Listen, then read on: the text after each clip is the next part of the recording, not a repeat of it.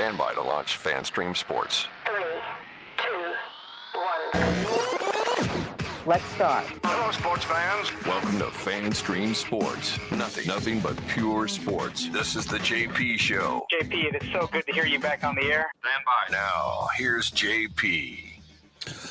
Oh, it's a beautiful new day in Tampa Bay. Oh, yes, it is. We have new ownership for the Tampa Bay Rays. We got to meet these wonderful gentlemen yesterday. Yes, absolutely. A standing ovation, please. And a lot of news was broken. Ken Hagan from the Hillsborough County Commission, who's been the point man on bringing baseball or keeping baseball in Tampa Bay and possibly bringing them to Tampa, will join us in just moments. Just quickly to set up the show today, we'll have Ken Hagan. Orestes Estrada joined me yesterday for a special edition of the O Show. So he and I kicked it around a little bit on the press conference. We'll play a little bit of that, get his expert opinion, longtime Rays broadcaster and Major League Baseball player. And we'll talk a little Bolts. The final roster is in, and it's bigger, badder, and better. I can't wait to. It needed to be. Yeah, it needed to be. We got the boys we needed. And an interesting question we will mull around today. There is a faith movement going on, a very Christian faith movement going on with the Buccaneers. And if you haven't noticed it, a lot of guys are talking about it. And we're going to ask the question, how does this benefit the Buccaneers? How does it help them win? And we've seen a couple of Ohio State last year. We're seeing something happen with a revival on the Pitt campus this year. It's a very interesting topic, and I hope you guys will comment on it and when we hear some of the interviews that we got planned for you. But first and foremost, let's bring him in. The man who has been leading the charge for baseball and keeping it at Tampa Bay and possibly even a stadium in Tampa, the great Ken Hagan, Hillsborough County Commissioner, joining us on the phone. Good morning, Ken. How are you? I'm doing outstanding, brother. How are you? Oh, I haven't slept a lot, to be quite honest with you. I got a lot of it's like Christmas, sugar plums dancing in my head, right? There's so many things that were said yesterday and news was broken. And more than anything, just to see these gentlemen we've been talking about for so long. I know, you know them. The rest of us kind of not a little bit, but just your overall thoughts on what you heard and saw yesterday at the press conference at Steinbrenner. Extremely encouraged. I don't see how you could feel any other way. They have already demonstrated a distinctly different approach and mindset from the previous owner. And it is so refreshing to see them come out here with transparency, with a sense of urgency. It is aggressive. It is ambitious. And it's just really refreshing. And I'm ready to get to work. We're going to be meeting with him here within the next couple of days. And I'm just excited and encouraged. And like you said, it's a beautiful new day, a new era in Rays baseball. It's interesting. First thing you said was it's incredible that people could feel any other way than positive. Well, if you've read the Times and heard some other people talk in the media, I don't know why people are negative. I don't get it. There's a lot of these guys don't have any money. They've already spent it on the team, which I think is absolutely ridiculous. They still don't have a stadium. There was light on details. I'm like, what press conference were you watching? Like, what did you expect? The stadium renderings and a shovel brought to the press conference? I mean, what the hell? I heard plenty. I don't understand how anyone could feel that way. I mean, unless you have your own personal agenda or went in there with the narrative already written and you just were trying to find something to back to be consistent with your way of thinking. But the reality is there've always been haters out there that have tried to kill the deal before they even know what they're killing. Yeah. And I've always cautioned everyone, have an open mind. Let's see what's on the table. And then we can have an honest debate and discussion and discuss the details. But to come out and to be negative and to try and kill things before anything's really proposed is just it's asinine, frankly. Yeah, I would agree with that. 2029, that is ambitious, as you mentioned, and there's a sense of urgency, which is definitely something we've never had here. And how does that play into getting things done on the political side?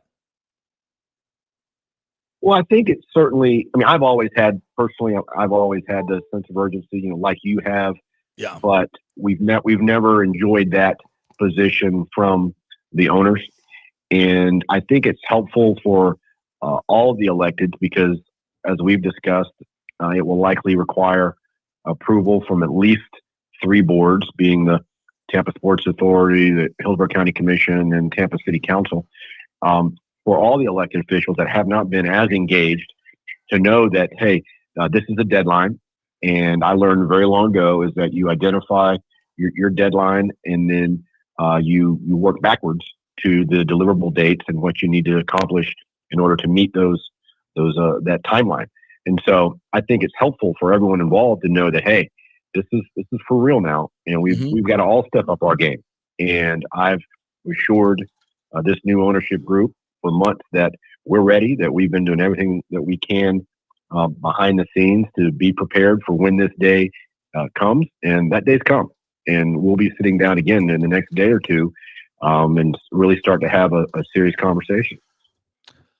Look, Ken, we've talked about this for a long time, it possibly coming over to Tampa Bay. Even when there was a deal in St. Pete, I said, yeah, I don't think it's going to happen because I heard Stu say he was going to pay $700 million plus cost overruns, and I said that ain't happening. That's never happening. And so we dodged the bullet there.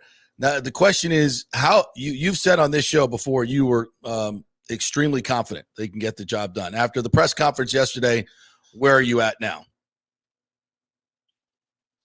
My feeling is the same. Now, again, I have to have it with the caveat of that we have not discussed money. It has not been a proposal. We're still unclear on their level of commitment. They did acknowledge yesterday that it would require a public-private partnership, which is certainly no surprise to anyone. But standing here today, I feel confident that as long as they're literally in the ballpark with what their ask is and what they need, that we'll have the capacity. Again, it'll have to be extremely creatively financed for us to get to where we need to be. It's not going to be all upfront money like St. Pete offered the previous owners on the last deal. But I think that we'll be able to get there, but it will require us to be creative in our modeling. They mentioned the Atlanta template of the battery, and maybe you could explain how that was kind of financed. It was a true public-private partnership with CRAs, et cetera. I know we've talked about this before, but maybe if you can update folks on financing options. I talked to the mayor yesterday, and she was, I thought she was as positive and aggressive as I've ever heard her in terms of her tone of financing this. And I asked her quite specifically, I said, there's always been a narrative out there that Hillsborough and Tampa, quote, doesn't have any money. And she said, that's not true. That's not true. We've offered money before and we have money. So just in terms of refreshing people where the money is, the sources, et cetera, let folks know what's possible. Well, a couple of things. What's critically important, and it's for the county and the city to be on the same page, to be one team. And I'm extremely proud of Mayor Castor and her chief of staff, John Bennett, and their team. We work hand in hand, and that's extremely important. There have been other cities, Miami for one, and others that have fought between the jurisdictions while trying to negotiate with a professional team. And so that's one thing that I ensured is that we reestablished our group, our team, if you will, which again is essentially myself at the county, Mayor Castor, Eric Hart, CEO of the Sports Authority. We've got Bonnie Wise, County Administrator, and John Bennett, Chief of Staff for the city. And we met several months ago and just rehashed everything and made sure that we're all on the same team. We have the same goal. And Mayor Castor and the city, they're as committed as we are. Secondly, as you've discussed for years, the Braves and the Battery is the perfect model to emulate. And you've been there, I've been there, and the things that they've done as far as more than tripling their tax base and the additional revenue streams generated from the ancillary development is has been overwhelmingly successful. It's the perfect paradigm to model. And they mentioned the Braves and Batteries several times yesterday at the press conference. They've been there. They've visited with their organization, and they know how it works. And what's encouraging is while this 2029 is certainly an aggressive timeline, it's doable because the Braves did it. Yep. Their CEO shared with me that deal was brokered in 3 months, and 2.5 years later, they were playing ball. Yep. So it can work. It requires all parties to work expeditiously to reach an agreement. So it can work. But again, our model will be based on, in all likelihood, coming up with, you can call it entertainment district, CDD, a different, essentially a user fee model that right. things are taxed, or fee is placed on every beer, hot dog, shirt that's bought within that district. And so when you have a development the size of what they want to accomplish, it goes beyond the ballpark. It goes into the bars, the restaurants, everything around it. Also similar to Globe Life, where the Rangers play. They have Texas Live, and I was there when the Rays were in the World Series, and we were at one of the restaurants. We leave, you get your bill, you notice there's an extra 2% or 3% placed on there that helps to finance the ballpark. It's certainly not going to be enough to cover the entire portion, but it's a significant amount. And from my experience, most folks, irrespective of their political leanings, have no problem with user fees, because if you don't want to pay it, then you don't have to go. Right. And it's as simple as that. And most folks are amenable to that. So, but it'll be a model based on that of tourist tax dollars, again, that have very limited uses. And one of the uses are for facilities and infrastructure, and then probably or potentially creating some type of district based with the hoteliers that already exist in downtown Tampa. There's a little district there where you stay at one of the hotels, and a percentage of that goes toward that district. So there are things like that that are not based on property taxes or general revenue dollars that we're going to really take a hard look at, because again, we want to do everything we can first and foremost to protect the taxpayers, and I've tried to stress that throughout the years. I think I saw something floated that they were going to ask for $1.1 billion. There was nothing attached to that with any specificity or attribution, which I think is ridiculously wrong. Frankly, to throw that out there. Do you want to comment on that at all, or what? Sure. Short answer is I have no idea where that number came from. We have had zero discussions to that degree or specificity on financing or who's going to put in what or how it's going to be paid for. They may ask for that. They may ask for a lot less. They may ask for a lot more. We have no idea at this point. So again, I think that's just an example of someone, trying to kill something before they even know what they're trying to kill. Right. Let's wait and see what's proposed, and then let's have an honest dialogue and debate. And if it's a raw deal, then it's a raw deal, and I won't support it. Right. But it's premature to really take that position right now because, frankly, we don't know. And I have not heard a number, so I don't know where that came from. Me neither. I just wanted to address that because it's out there and making the rounds. The other thing I heard was there weren't a lot of details, and I heard, and again, I wasn't expecting them to come. This is the ballpark, especially because they haven't been able to negotiate with any officials per Stu. Now, I don't know why Stu would have put those parameters on it. It just sets us back. It's not a positive thing, but yeah, that's quintessential Stu. But for whatever reason, he said he didn't want them to, and they honored that in terms of doing any official negotiating. But the details I heard was Atlanta, and they said, we're going to follow this model. That's the template. So if you want to know what it's going to look like, look at Atlanta, and it put a roof on the stadium. It's all, and it's going to be bigger because they've said they want a minimum of 100 acres. So to me, that's pretty specific about what they plan to do. Do you see it the same way? 100%. And a couple of things. Two, Mr. Zalewski and their team's credit, they honored Stu's request. Yep. And I don't think it was a mandate or anything they had to do, but they were being respectful of him, being respectful of the process. And they made that very clear to me when I met with them, that this is an introductory type meetings. And so we didn't come anywhere near to discussing, finances or anything of that nature. But no, absolutely. And like I started the show, the transparency that the owner showed as far as we need development to make our financial model work. We need the additional revenue streams in order to be sustainable and successful. That requires land.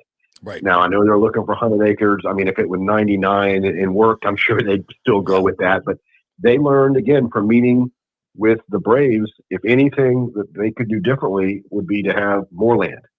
So what I also took out of that, and I think the term that the owners used was at some point there'd be an intersection, but they're looking for the additional acreage to make the development work while at the same time meeting this 2029 deadline. And so at some point, those two issues are going to intersect.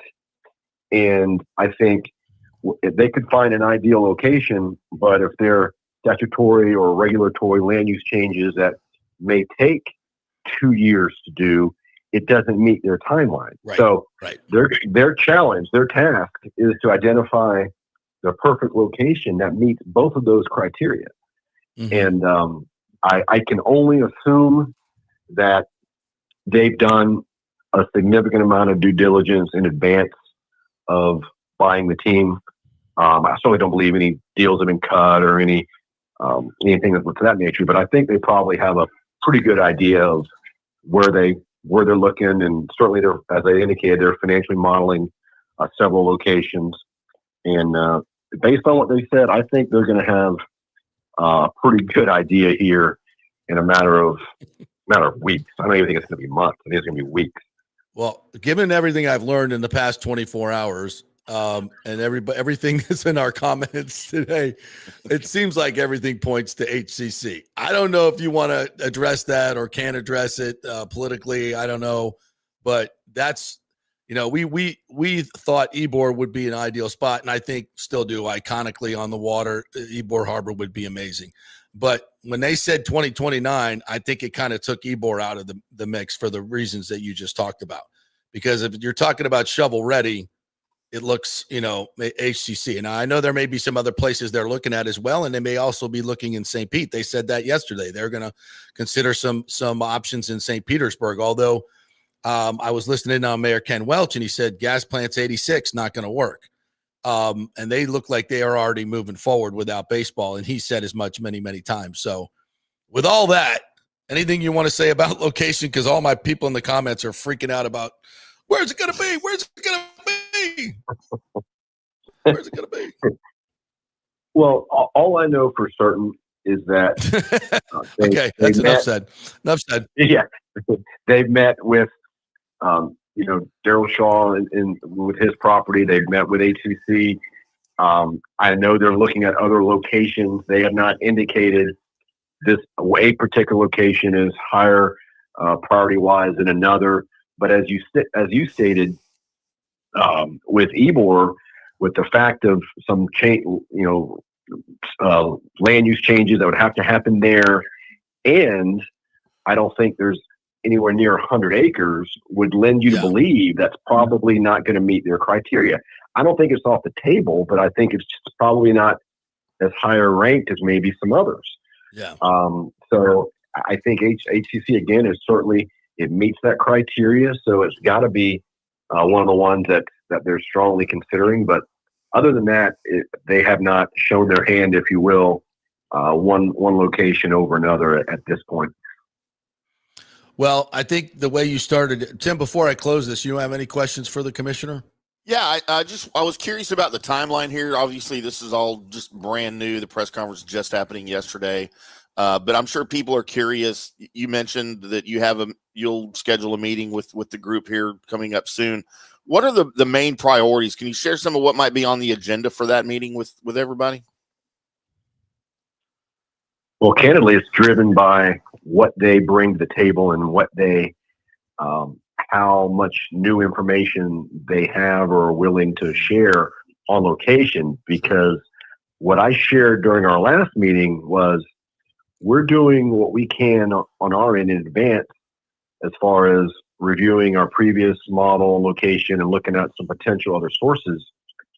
Some would exist regardless of the location, such as CIT, tourist tax dollars, but others are site specific.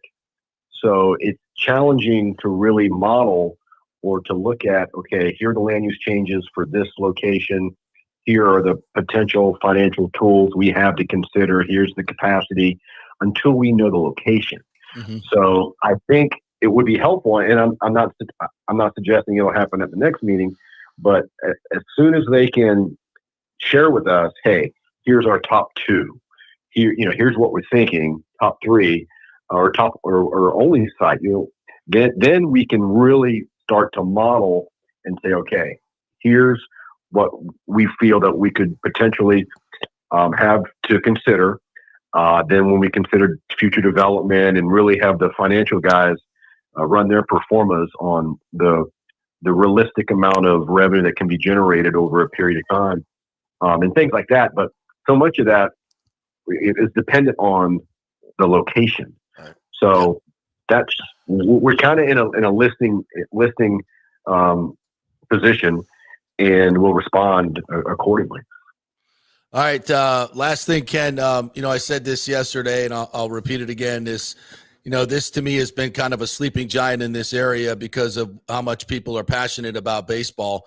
And we've seen what the Lightning has done with their template. And I've spoken with some of the folks in the ownership group, and they see that. They say there's no reason to go away from that template. Get deeply involved in the community at the grassroots level, be a great community partner, put a winner on the field in a location that's central to the entire market, and have it be an iconic stadium. And it works. And it worked with hockey. Baseball is much more popular, frankly, as a sport in this area because we all grew up playing it. Nobody knows that more than you, who grew up doing it here in Tampa and playing for the Gators.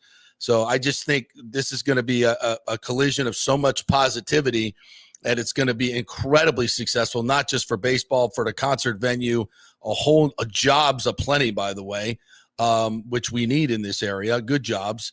So I just think, to use the baseball term, this is a freaking grand slam, and I'm so excited about it. I'm guessing you might echo the same sentiments.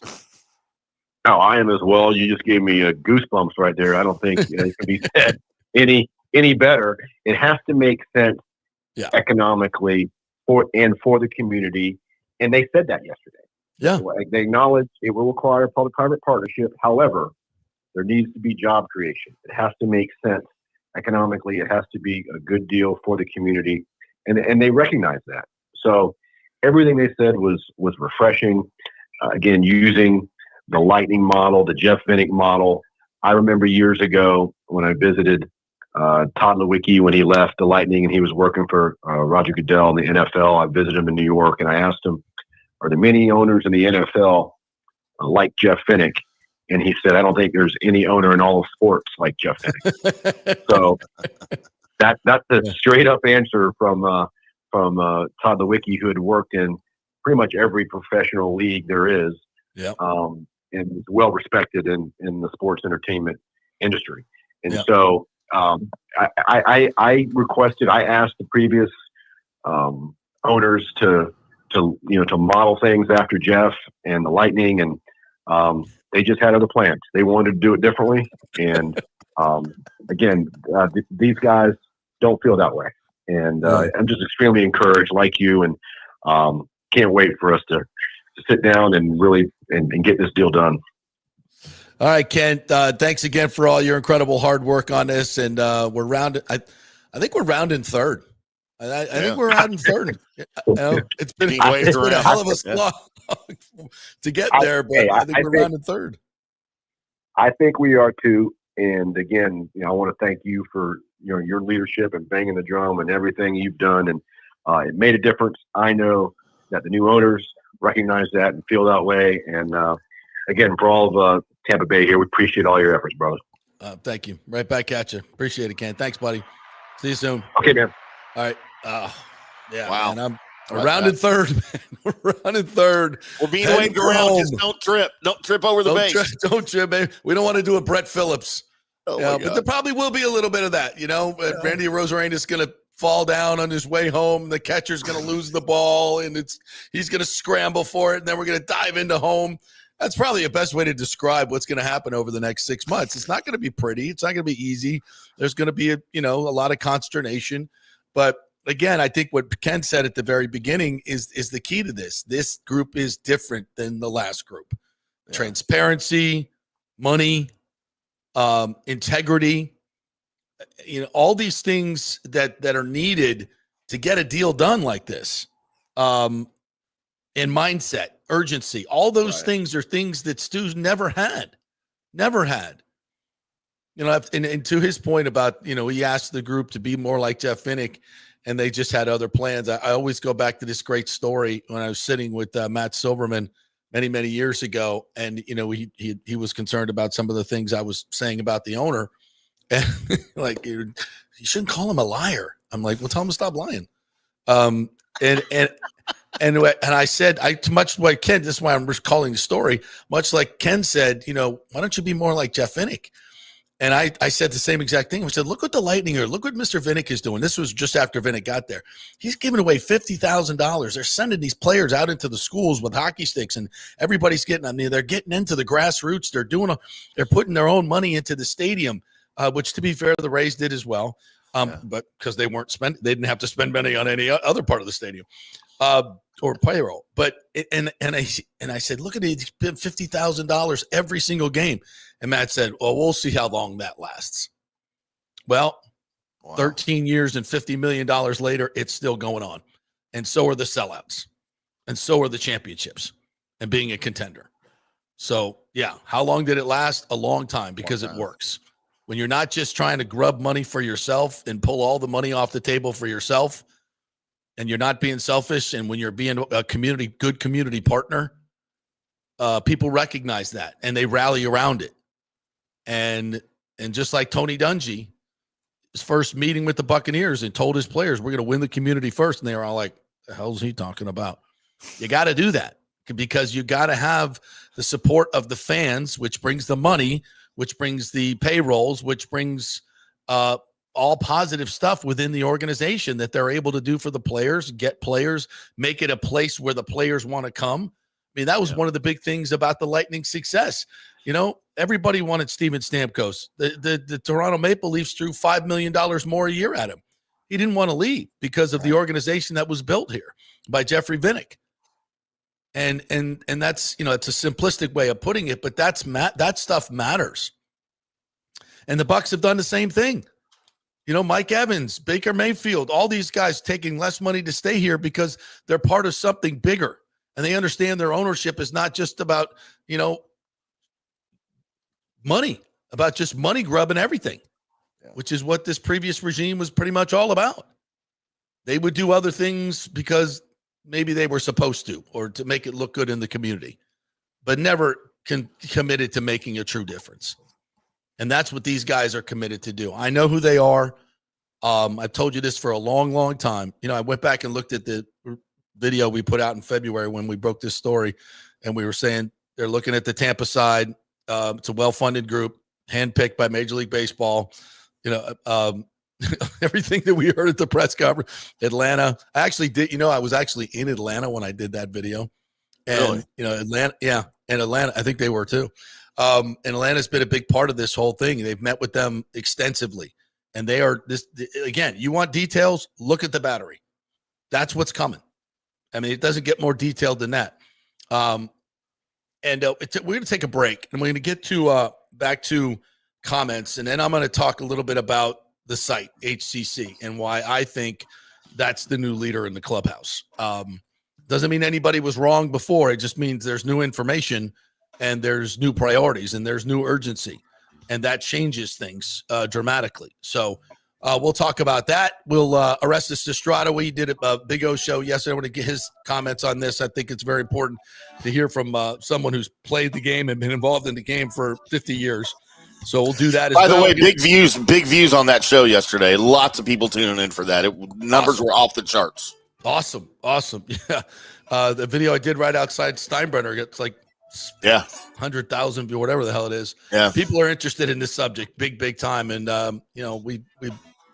we've been leading the way, and we're going to continue to do so, folks. So quick break, and thanks to all of our sponsors that make all of this possible. Well, everybody you see on the screen and some that you don't, because we don't have room for all our tremendous sponsors. Don't go uncovered.com, Bay Area Modern Medical Center, the Jeeves Law, all the ones you see right here, especially Jeeves Law Group.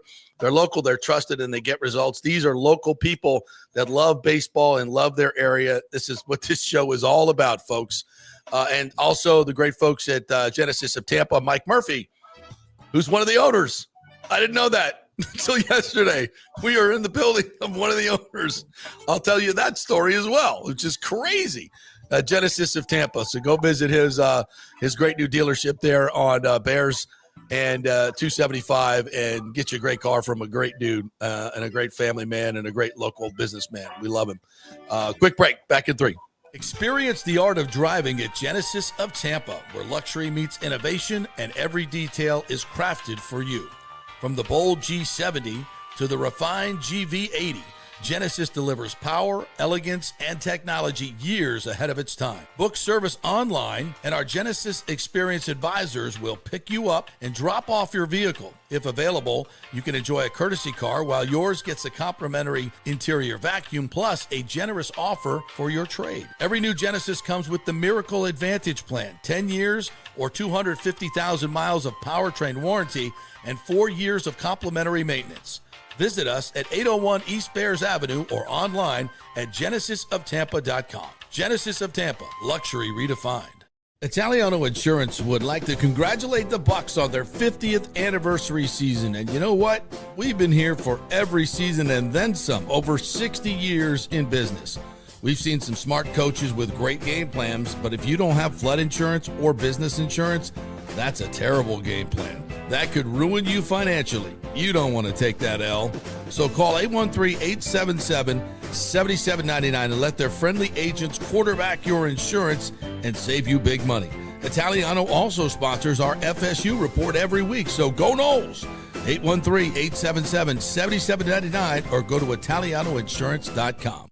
JP here for Riveters, our new official sports bar and grill of the JP Peterson Show. And just like our show, no BS, no corporate chain feel, just amazing, authentic folks serving great comfort food in a casual atmosphere at unheard of prices. Riveters is located just south of Raymond James and Steinbrenner Field on Dale Mabry, walking distance to the park, so free parking, great place for pregame and postgame. Let's talk about fresh food. Nothing is frozen. Burgers, wings, prime rib, roasted fresh daily, never frozen. That makes a huge difference. The mahi, the salmon, also super fresh. All our sauces are original recipes made in-house. Our Warhawk chili and fully loaded potato soup is made fresh in-house. It's the best food anywhere, served by people who actually care. Riveters on Dale Mabry, just north of 275, just south of where the Bucs and Rays play. We'll see you there. Are you looking to renovate your home, rebuild after the hurricanes, or build your dream home from scratch? Well, let me tell you about my friend Jason Fawcett and On-Site Construction. They have over 1,450 satisfied clients, 25 years of experience, over 500 designs, and a talented team of over 40 construction professionals. They believe building something exceptional begins by truly focusing on all the details, even the smallest ones. We understand that construction can be a daunting process, and we're here to make it as smooth and stress-free as possible. Quality is non-negotiable at On-Site Construction. We use the finest materials, employ the most skilled tradespeople, and adhere to the highest industry standards to deliver a product we're proud of and that you're going to love. Our project management is meticulous with a focus on completing projects on time and on budget. Your happiness is our primary driver. So give us a call at 813-579-5789 or check out our incredible website at onsiteconstructionfl.com. Are you having legal issues with a business partner or other legal business issues? The attorneys at Walters, Levine, and DeGrave can help. Call 800-616-0384 for a free consultation. At Walters, Levine, and DeGrave, we've redefined what a law firm can be with top-tier attorneys, personal service, and 26 years of success. From business law to civil litigation, we deliver smart, client-focused solutions. Walters, Levine, and DeGrave recently won a $6.4 million jury verdict from a large real estate developer, and they can win for you too. Walters, Levine, and DeGrave. Let's solve it together. Not attorney spokesman. For a free consultation, call 800-616-0384 or go to walterslevine.com. Offices Tampa, Sarasota. Let's go. Right now, back to the show on FanStream Sports. All right, welcome back to the JP Peterson Show. Brought to you by the great folks at Riveters. Bucs brunch coming up on Sunday. Even though they moved the game to 4 o'clock, they're still going to have Bucs brunch over there. So head on over to Riveters. Open at 9 o'clock. All the great food, drink specials, tons of them over there. Their food is so freaking good. I've had so many comments come in. Went over there, had the prime rib sandwich. It's just fantastic. I love getting all those comments and seeing stuff on social media. We love it over there. You will too. So Bucs brunch, and we're having a big Halloween party as well that I might get to MC. They asked me to DJ. I said, yeah, I'm not a big ones and twos guys, but I can give you a playlist. Wait, just bring your record player and go and start, dancing and doing the your hands in the air like I just don't care. I don't understand what DJs do. I've never understood that at all, to be honest. I don't either. Like you plug in your iPod and you go, and you just stand there and you get paid like thousands of dollars. Act like you're yeah. Actually, I was watching one last time I was standing behind a DJ. He was actually doing something. What was he doing? He had 4 or 5 different tracks on his computer, and he'd mix them, and he'd mix the tracks on the computer at the same time. He was really good at it. And I'm like, oh, he's actually doing something. Yeah, that was of course, at Belmont at my daughter's graduation party, which is the premier music school in America. In case you don't know, and he was one of the musical engineers. So it's probably not hard to find a good DJ on the Belmont campus. So yeah, he was really good. Very, very talented, but I ain't going to be doing that at Riveters on Halloween, but I will be probably there emceeing. So come on out and join us at Riveters. I think I'd rather watch you DJ. Yeah. It could be fun. Play the Monster Mash 15 times. So yeah, I mentioned this. I learned a lot of things yesterday. Some of which I can talk about and some of which I can't talk about. And I have to maybe talk about in generalizations. Can we talk about how you got snubbed? Yeah. They didn't give you access to the microphone? Yeah, I'll tell this story again. I've talked about this so much, did so many shows yesterday. So I forget what I've said and what I've not said. So if I'm repeating myself, I apologize. Yeah, so I'm sitting in the back. I emailed them, the PR department. They were very kind, said, yeah, come on over. And I got there. They were very nice. So I sat in the back next to my man, Evan Klosky, and Raymond. Also had Raymond sat next to Raymond James. Wow. Actually, I think I might have this for you. Where is that wonderful video? Yeah, I said I'm in the VIP seats, clearly. Because, yeah, here it is. There it is. Yeah, that's me talking about. Yeah, I got it here in the back. By the way, I got a haircut. So you got to sit in the clown section. That was in the clown section. That must have been not by accident. So the girl who had the microphone. So there was a microphone up front where Romano and some were the big shots were up there, and I'm sitting next to Evan in the back, and there were a couple other people around us. It was packed. It was packed, small space. And so I see the girl with the microphone. I'm like, we make eye contact, and she's like, she shakes her head, yes, I'll bring it over. And then she looks at her phone, and then she gives it to somebody else, Jeff Patterson, right in front of me, who's like 2 seats over. grabs the mic for him. We make eye contact. I'm like, next. And she's like, yeah. Looks down at her phone. Obviously getting some information from somewhere. Yep. Instructions. And she gives it to the guy behind me. And he's like, Rob with some obscure thing I've never even heard of. Like, so Rob with my website. Yeah, Rob with my website. Mother's mashed potato website. So he got to ask a question behind me. And then I'm like, I reached over to grab the mic from him, and then she grabbed it back. Whoa. Right? And now I'm like, okay, I see where this is going. So now I start raising my hand. I'm raising my hand in the back. I'm the only one raising my hand. You're like, hey. So I'm, because I know, and interesting, and now I've come to know that the owners listen to our podcast and have been listening for quite some time. Yep. They may even own some merchandise from our show. Absolutely. So, and a lot of what they've heard here from you, the fans, guided them along the way. And what we've talked about in terms of, the political situation around here. So yeah, had a very nice conversation. Anyway, so I know they know. And I thought maybe they would be like, oh yeah, that guy has a question. JP has a question there. But then they were like, oh no, we're going to have to cut this short. We got to go meet staff over at Tropicana Field. So they had we didn't know JP was there. We got to go.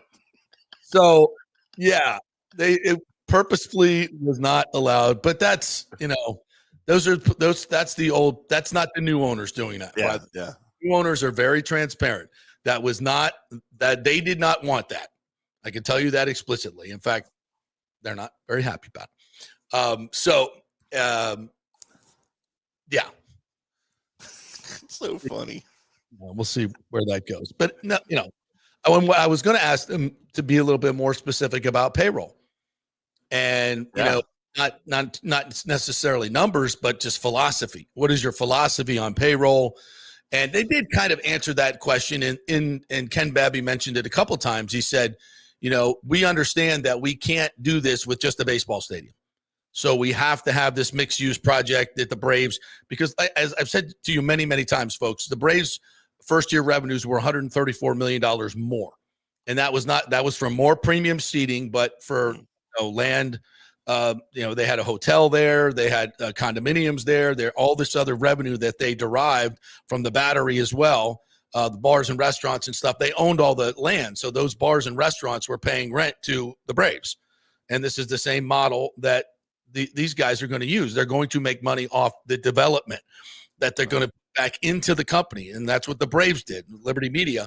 And they spent that money. A lot of that money went to building the stadium, which obviously attracted millions more people. They had, I think, 1.4 million more fans the first year. So that $134 million went directly into getting Charlie Morton when we let him go and re-signing all these other players. So that tells you this is their plan. So, and don't forget, and this is, I hear people talking about, they overspent for the team, and which is silly.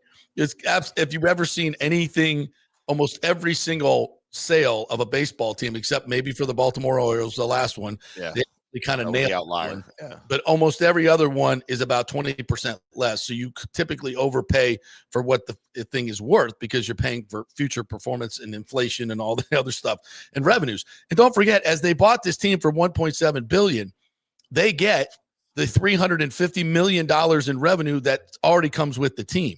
And that's without marketing the damn team or promotions. Money. Yeah. That's central fund money. That's revenue sharing money, the $60 million. That in and of itself was estimated at about $160 to $170 million right there before they ever sell a ticket or a sponsorship. So it's not like they're coming in and they're broke and there's no money coming in. Baseball makes a shit ton of money, and the Rays make a lot of money. Yeah. I mean, not as much money as the Yankees and the Dodgers. I get all that. But they're also, these guys are savvy businessmen, and they're redoing their local TV deals. They'll have to do that, which will bring in more revenue. Will it be as much as the old ones? I don't know that, but I'm sure it's going to be pretty damn close. I know this, that in the new model that the Rays tried last year with putting 10 games on Channel 44 and selling that advertising over the air, that was wildly successful. Every spot was sold out. And this is with Stu as the owner. So imagine if they get a true television deal with a local station like the Lightning have done with Scripps, put all the games on over free, how much more money they're going to make in local advertising. That's more money. And that's in addition, well, obviously the Rays made that money this year, but I think this group will do even better and be better supported because of all the things we've talked about.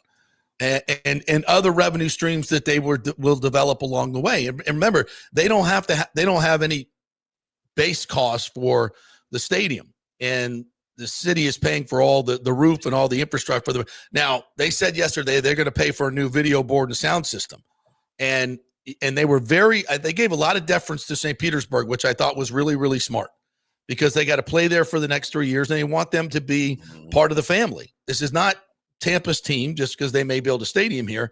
It's Tampa Bay's team, and they want to make that very, very clear that they are not turning their back on St. Petersburg. In fact, I think that's why they were very magnanimous in saying we're still looking in St. Petersburg. I don't think that's a preferred location, but they also don't want to insult anybody and say it's totally out. And I don't think, if they came up with some great proposal and it was, I still think they want it on the Tampa side. Major League Baseball does. I think it's maybe a 2% chance that would happen. Everything would have to fall apart in Tampa, and I don't think that's going to happen. So yeah, I think they're very smart in doing that. And don't forget, and yes, folks, they haven't had any official meetings, but when they come and they tell you the template is the Atlanta Battery, and you look at HCC, let me just kind of transfer into that because a lot of you guys are asking about HCC. If you're going to have it done in 2029, if that is your timeline, and that's a very important timeline for them because, again, revenues that they hope to drive very much like the Braves, 150 to 175 million more once they get everything, once the stadium is done and a lot of the infrastructure is done around it, that they can get that more premium seating, all that stuff. So they need that revenue as a part of their projections going forward. Now, if they don't make it, are they going belly up? No. But there's a sense of urgency to get it done. It's part of their financial plan. So if you're talking about a shovel-ready place, Ybor really isn't that. There would be more land, as you heard Ken say, more land acquisition. Certainly Ybor Harbor, which you got to get the Corps of Engineers in there, get all the hazardous waste out of there for, 80 years of being a shipyard. That takes a lot of time. And so I think that would, if you want this done by 2029, I think that kind of takes that out.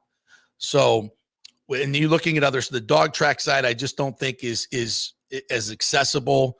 And you'd have to do a lot of infrastructure around that in terms of more off ramps, parking, all that stuff. That's already there at HCC spot because you have the Raymond James parking lots. You have the Dale Mabry infrastructure, the interstate's right by, the veterans coming in there. All the accessibility is already done because of Raymond James Stadium. So that's a huge lift in terms from a timeline standpoint. Again, makes it much easier, much more shovel ready. They've already had Greg Celestin, who is the Board of Trustees director at HCC, told the Tampa Bay Business Journal, yeah, we've been talking. This is a great thing for HCC. I've also heard people go, oh, what are we going to do with HCC? Look at the map, folks. 90% of that is parking lot and pickleball courts. There's a few buildings that are built in the 60s, and Greg Celestin's like, yeah, we're good with this, man. We're gonna get new buildings. Most of these were done in the 60s, so they can keep the more modern buildings as part of the project. They've already talked about that. So this is a home run for HCC. It's not like Florida State University or University of Florida. They got to relocate. It's a community college, for God's sakes, with 4 buildings. I mean, this is not a heavy lift. So for all the people, the naysayers that are trying to find holes in this whole deal, that's not a big deal. That's a positive for HCC. So when you look at that plot of land, and it's very accessible already. There's so much that you don't have to do. So if you're looking at all the criteria they laid out, 100 acres minimum, that's 108. It can be up to 125. So that gives them even more land, which they said is very specifically something that they need. That's just, more condos, more office buildings, more restaurants, more everything that bring in more revenue and more tax base. In case you didn't know, Tampa Bay is growing by leaps and bounds. We need more, we need more rooms. We need more everything. And, this is going to bring, imagine the jobs. You're talking about this entire build out being very similar, I think, to Water Street in terms of billions of dollars. You're probably talking $5 to $6 billion for the entire thing. And again, nobody's writing a check for that tomorrow. They don't. That's not the way. One of the guys on the stage, Mr. Cosgrove, is a mortgage broker. He owns a mortgage company. They know how to finance buildings. They know how to finance this stuff. And so, and what you finance it, and then you sell the condos. And I know somebody said, my good friend Thomas Casper said they're not selling $800,000 condos in Drew Park. Well, it ain't Drew Park anymore. When they move in with that iconic baseball stadium, and everywhere this has been done in some of the worst, where the Nationals built their stadium was some of the most blighted areas of Washington, D.C., and now they're selling $1 million condos there. Same thing in Lodo in Denver. Same thing in Houston. All these places that were blighted areas, you put a baseball stadium and build a entertainment district around it, and that whole area is being gentrified anyway up from South Tampa. That whole area is. So, yeah, I think they are going to sell. No, that can $800,000. I hope I can get a condo there for $800,000. It's going to be more like $2 million. High-rise towers overlooking the baseball field, a big translucent roof.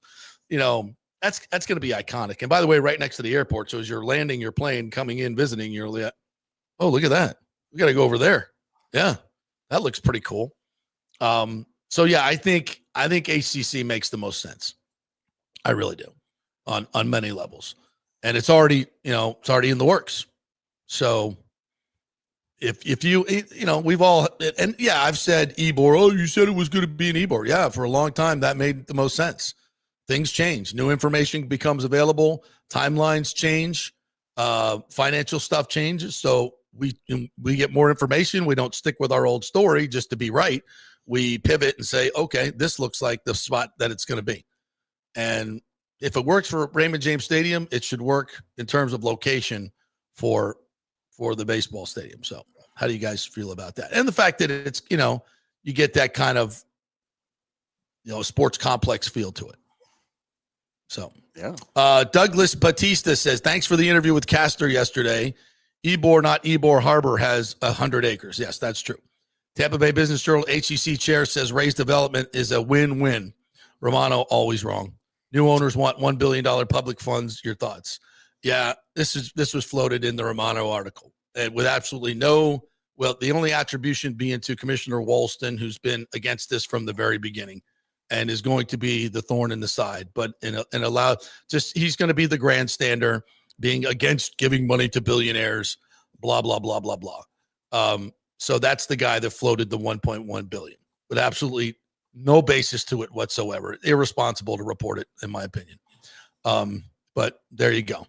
So I think it's all BS. And listen, if they, and I don't think they're going to ask for $1.1 billion from the public, but if they do, and it's and they're putting in $6 billion, and the estimate of the tax base tripling like it did in Atlanta would bring in, $4 or $5 billion of revenue over the next 30 years. Well, then, and you're paying for it as you go. Mm-hmm. So if they ask, as Ken said, it's all the devil's in the details. If they want $1.1 billion over 30 years, and they're going to triple, and they're going to build $6 billion worth of development and triple the tax base, that's going to bring in $3 or $4 billion, and we could pay as we go. What idiot would say no to that? Hey, we're going to make you $4 billion, but you need to, give us $1 billion.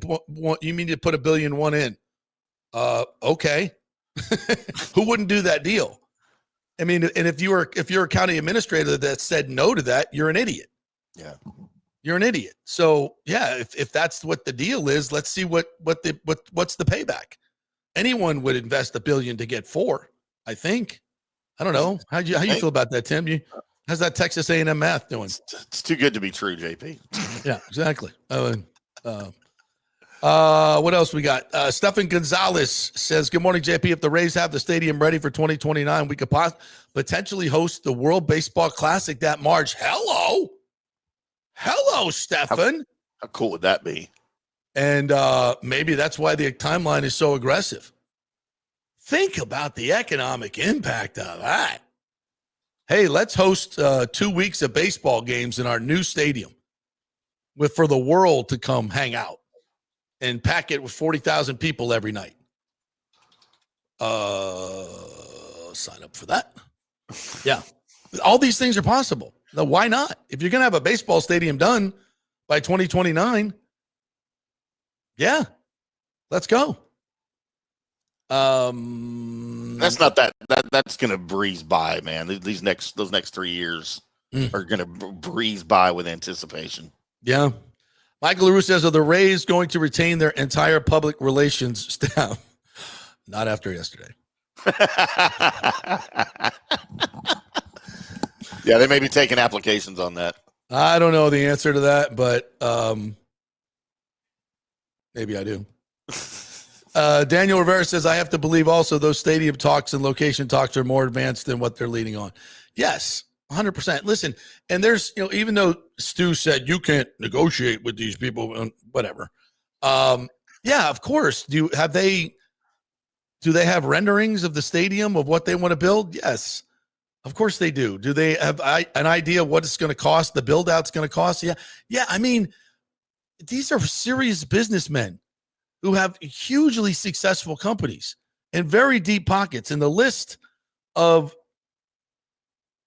investors and partners is incredible, including our good friend Mike Murphy from the Murphy Auto Group here, who through this entire thing, rat bastard that he is, never, ever let on that he was part of this deal. Never said a peep to me. Not a peep. Got bigger things to worry about, JP.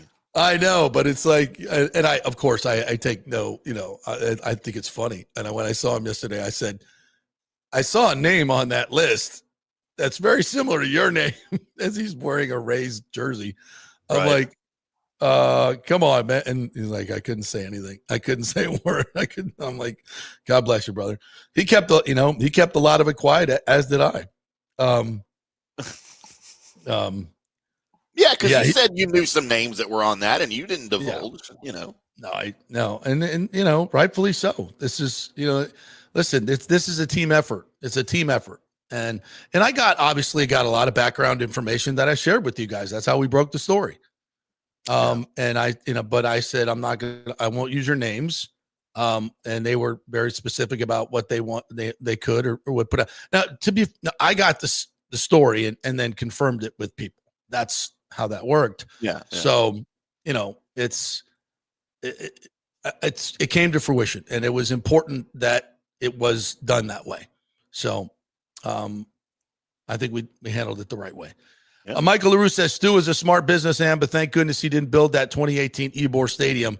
That decision turned out to be fatal for him. Now we finally have great owners.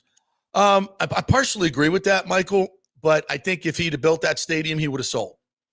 He would have sold after he built the stadium because the value of the team would have gone up, and I think he would have got out and taken his money and gone. So, because can you imagine him sitting in that new stadium and it's, making a lot more revenue and then keeping his payroll? So he would have got, that wouldn't have worked out. So, yeah.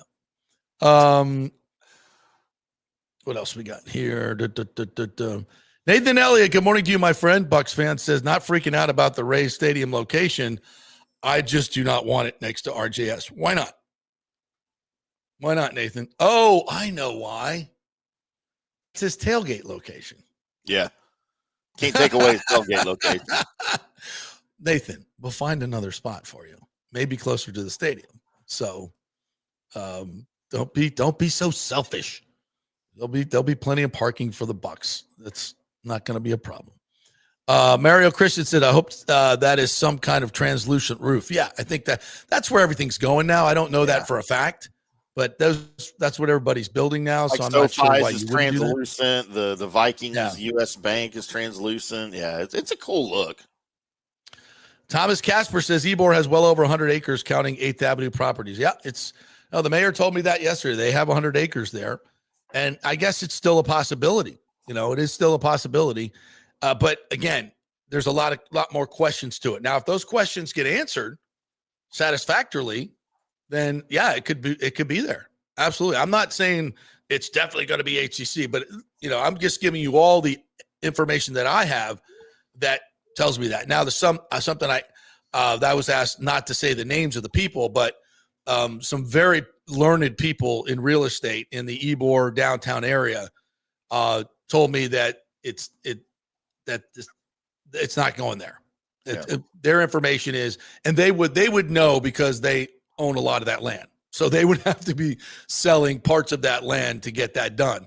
And they said it's not happening. So, now that could change. But I think that's a pretty clear indication. So, that along with all these other bits and pieces that we're getting, and interesting that the press conference was held at Steinbrenner. Now, I know obviously you couldn't do the Trop, but the Rays have offices in St. Pete. There's a lot of ballrooms and great hotels you could have done it in. Now, that particular place is also wired for doing live shots. And so it was easy to do that. That's where Eric Neander had his press conference. That's where Cash did all this stuff. So that was an easy technological thing, and they wanted to stream it live. So, but it's interesting. It's basically on the campus of where the stadium's going to be. So, interesting to note. Hunter Tubb says, if HCC is selected, what happens to Steinbrenner in the long run? It will be weird to have the Yankees basically on property. No, it's again, win-win because they're only there for 6 weeks in training. Right. And that's another 30 dates or 25 dates that you're bringing big crowds to your entertainment district. That's just another plus. Right? How is that a bad thing? Yeah, it's not a bad thing. And for certain events, if the big stadium's booked, you could do other events over there at Steinbrenner. So, yeah, I think that's a plus. John Rohrbaugh, he's new in here. Welcome, my friend. Said, no way Manfred would have facilitated the team sale to this group without the city of Tampa, Hillsborough County being the only option outside of relocation. If I'm following this correctly. It's not the only option. I still believe, and Ken Hagan believes that if Tampa F's it us, they're going to Orlando. Because they do not want it in St. Pete. It's a failed location. Simple as that. I mean, they'll go to Orlando before they build in St. Pete, right? I agree. Yeah. I agree. And again, this is nothing to disparage the people of St. Pete at all. It's just business. It's business. It's too small of an area in terms of population. It just doesn't work. It's no different than McDonald's. A guy wanting to start a McDonald's franchise and he's looking for a place to build. Is he going to build it in a place that doesn't have any people, or is he going to build it in a population center? Yeah, they're going to do exhaustive population and traffic pattern studies to know exactly where to put it. That's why people, there was an old thing in business that if you wanted to know a great location for your business and didn't want to do all the research, just go build next to a McDonald's because they've already done it. They've already done it for you. They've already done it. And they had like the best algorithms and formulas. So, it's like, you want a good location, go find a McDonald's and build close. That's the place to be. Thomas says HCC will have 0 walk-up sales as opposed to channel side area. Well, if you build a bunch of residential around it and the Bucs build a bunch of residential and there's tons of neighborhoods around it. I mean, South Tampa, that whole, peninsula of South Tampa is a mile away, 2 miles away. So, I mean, there's a huge residential population center there. Now, I get nobody's walking from Bayshore to that stadium. I get that. But, I don't think walk-up sales are a big deal. It's close enough to the inner core of all the businesses that you're going to leave your office and go right there. Right.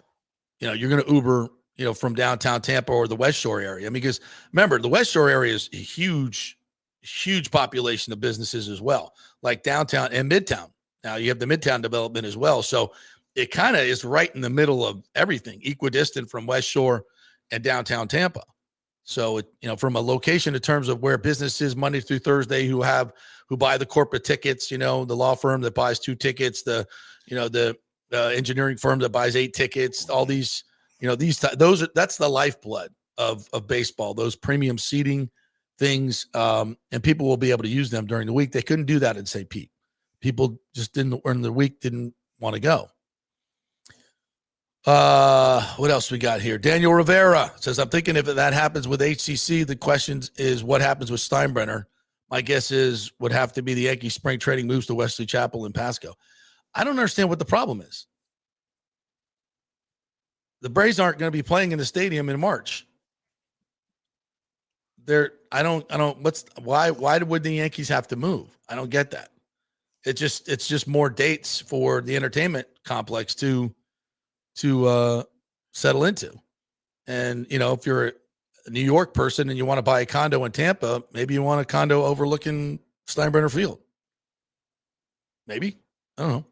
Yeah, so if there's something to that, I don't understand. And the minor league team can play there while the Rays are playing. There's not, they get 500 fans a game, 500 to 1,000 a game. There'll be plenty of parking for that. There's another caveat here that we haven't discussed. That's a major factor in the team not moving to Orlando. It's because the UFL is putting a new franchise in Orlando, and Major League Baseball does not want to compete with the new Orlando UFL franchise. Yeah, I don't think that's a thing.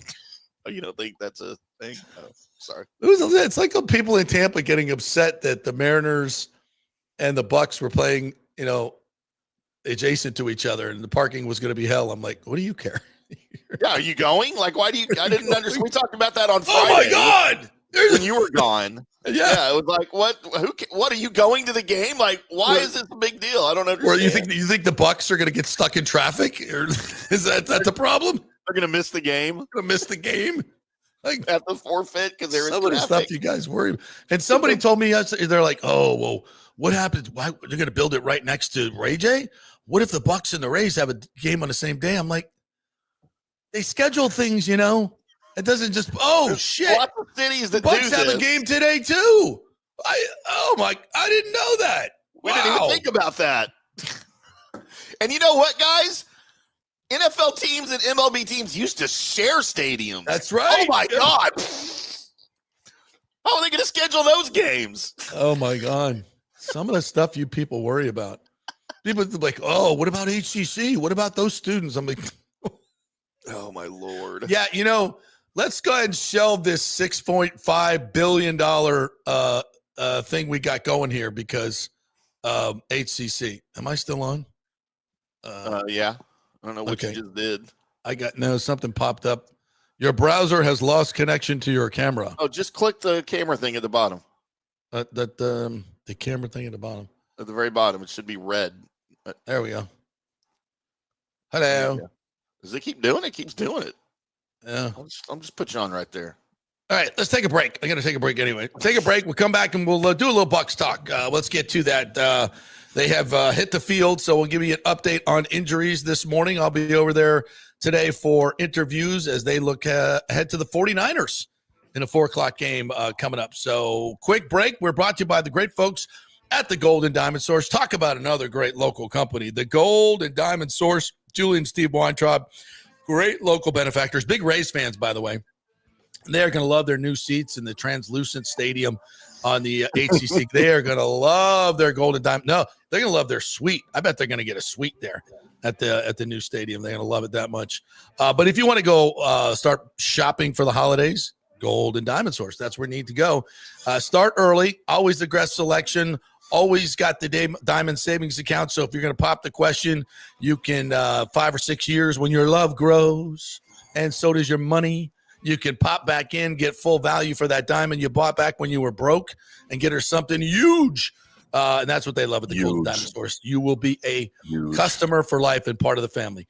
Goldanddiamond.com is the website, 3800 Omerton Road, always online at goldanddiamond.com. The holidays are coming up, and the Gold and Diamond Source wants to be your family jeweler. Discover the ultimate jewelry superstore with the largest selection of diamonds, engagement rings, and fine jewelry all under one roof. Don't wait any longer to find that one-of-a-kind perfect engagement ring for that special someone in your life. And as your relationship grows, so can your diamond with the Golden Diamond Source. Trade up at any time. You get 100% of its value when you come back to trade up. And why don't you get a head start on your holiday shopping? With the Golden Diamond Source's unbeatable low pricing and financing options, you can get 5 years, 0%, and make this holiday season truly memorable. The Golden Diamond Source takes pride in offering only natural diamonds formed over billions of years by the Earth's incredible forces. If it's real love, get a real diamond. Shop online anytime at goldendiamond.com or stop by their showroom and tell them JP sent you at 3800 Almaton Road, always online at goldendiamond.com. Welcome to Kingmakers, home of the JP Peterson Show studio and Tampa's premier business networking and social club for members only. By day, it's an exclusive, vibrant co-working space with a stylish conference room, focus rooms, a full production studio, and an in-house marketing team. And by night, Kingmakers transforms into a sports-centric social hub with a full sports bar, golf simulator, and exclusive events. For young entrepreneurs and seasoned professionals, it's the perfect place to work hard, play hard, and make big moves in Midtown Tampa. Close the deal, celebrate the win. Only at Kingmakers. Become a member today at kingmakerstampa.com. Your business, your club. JP here for the Jeeves Law Group and my man Scott Jeeves, who lives right here and has long been a highly respected member of our community. He's a proud sponsor of the Tampa Riverwalk. Jeeves Law Group is also a proud sponsor of our Grand Central District in St. Pete and has neighborhood events throughout the year. He has an office on Central Avenue in St. Pete and one on South Howard in Tampa. You can't get more local than that. So when you need an attorney, you're going to hire some huge firm that advertises all over the state or the one that supports your favorite sports show. It's the Jeeves Law Group. We're local, we're trusted, and we get results. For personal injury and personal attention, call us for a free case evaluation. That's 8889-JEEVES. That's 8889-JEEVES. With this record heat in Tampa Bay, you better have your AC unit running at peak efficiency. Third Generation Plumbing installs the best American standard AC units. Our split systems offer the highest efficiency available while reducing energy bills and maximizing comfort. That's why Third Generation Plumbing trusts American standard air conditioning, built to last, made to perform. Whether it's a new install or an emergency repair, our family-owned team brings 3 generations of trusted service to your home, now with the unmatched reliability of American standard. Plumbing or cooling, we've got Tampa covered. Call Third Generation Plumbing today, 813-961-8024, or go to thirdgenerationplumbing.com. And we also do AC. Ciao, Paolo Tini here, owner of Caffè Paradiso, voted number 3 People's Choice Award on Open Table. I want to thank all our loyal family of customers that have been enjoying our great traditional Italian dishes we make from scratch every day. It's a great family story we're proud of. Our family moved from Rimini, Italy in 1984. My dad, Caesar, started Donatello, and that's where I got the start in the restaurant business. I started Caffè Paradiso on South McDill in 1995, and we've been there ever since. From our traditional ossobuco, a veal slow roast for 4 hours, to our daily fresh catch, the Gruppo Paradiso, with a piccata sauce and lobster claw meat, homemade pasta like lasagna, farfalle salchicha, which is a bow tie pasta homemade with fresh sausage. Hold on a minute, JP's favorite. I love it. So come and have a glass of wine with me on South McDill. Get a reservation on Open Table and see all our 5-star reviews. Ciao, see you soon at Paradiso. Let's go. Right now, back to the show on FanStream Sports. Welcome back to the JP Peterson Show as they're coming to you live from the Kingmaker studio. Look at this beautiful studio. I have a special guest in the chair right next to me. Backpack from Dora. All right, Dora. From the great Dora Backpack is joining us. Backpack. Kingmaker Step is a really cool spot here in Midtown, just a couple of miles away from where the new Rays Stadium is going to be built, allegedly. It's a great location. So if you're an entrepreneur looking for some office space or an office workspace, we've got private offices here. We've got a sports bar and a general office area out there, shared workplace, which is really, really cool.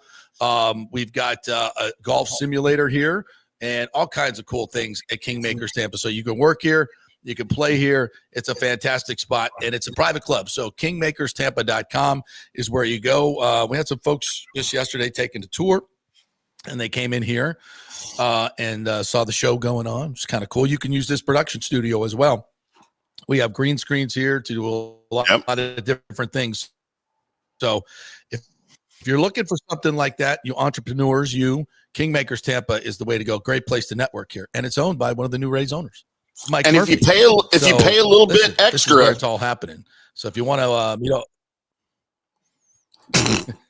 never mind. I'm not even going there. Where's this going? If you pay a little extra, JP will co-host the show with you topless. It's not gonna happen. You don't want to see that. You don't want to see these big old. You don't want to. Yeah, Kingmakers Tampa, really, really cool place to hang out. All right, I was going to check on see if we got any new updates on injuries here today from the great eyes at the Pewter Report or Greg Auman, who are out there each and every day at practice because it started at 10:45 this morning. So, and then we get to go talk to the player. So maybe they're not. No, I don't see anything yet. Yeah, I didn't see anything. Greg Auman, nope. 5 minutes ago, Greg Auman did tweet this.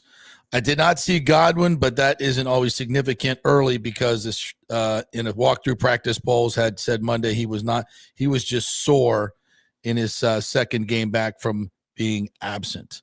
So he also reported 6 minutes ago, Greg Auman, great follow on Twitter, Bucs practice squad guard Mike Jordan, who had missed 3 weeks with a knee injury, was with the offensive line today, but not in uniform with a brace on his knee, slowly working his way back. He also said Bucs in a walkthrough today, so hard to read where injured players are at.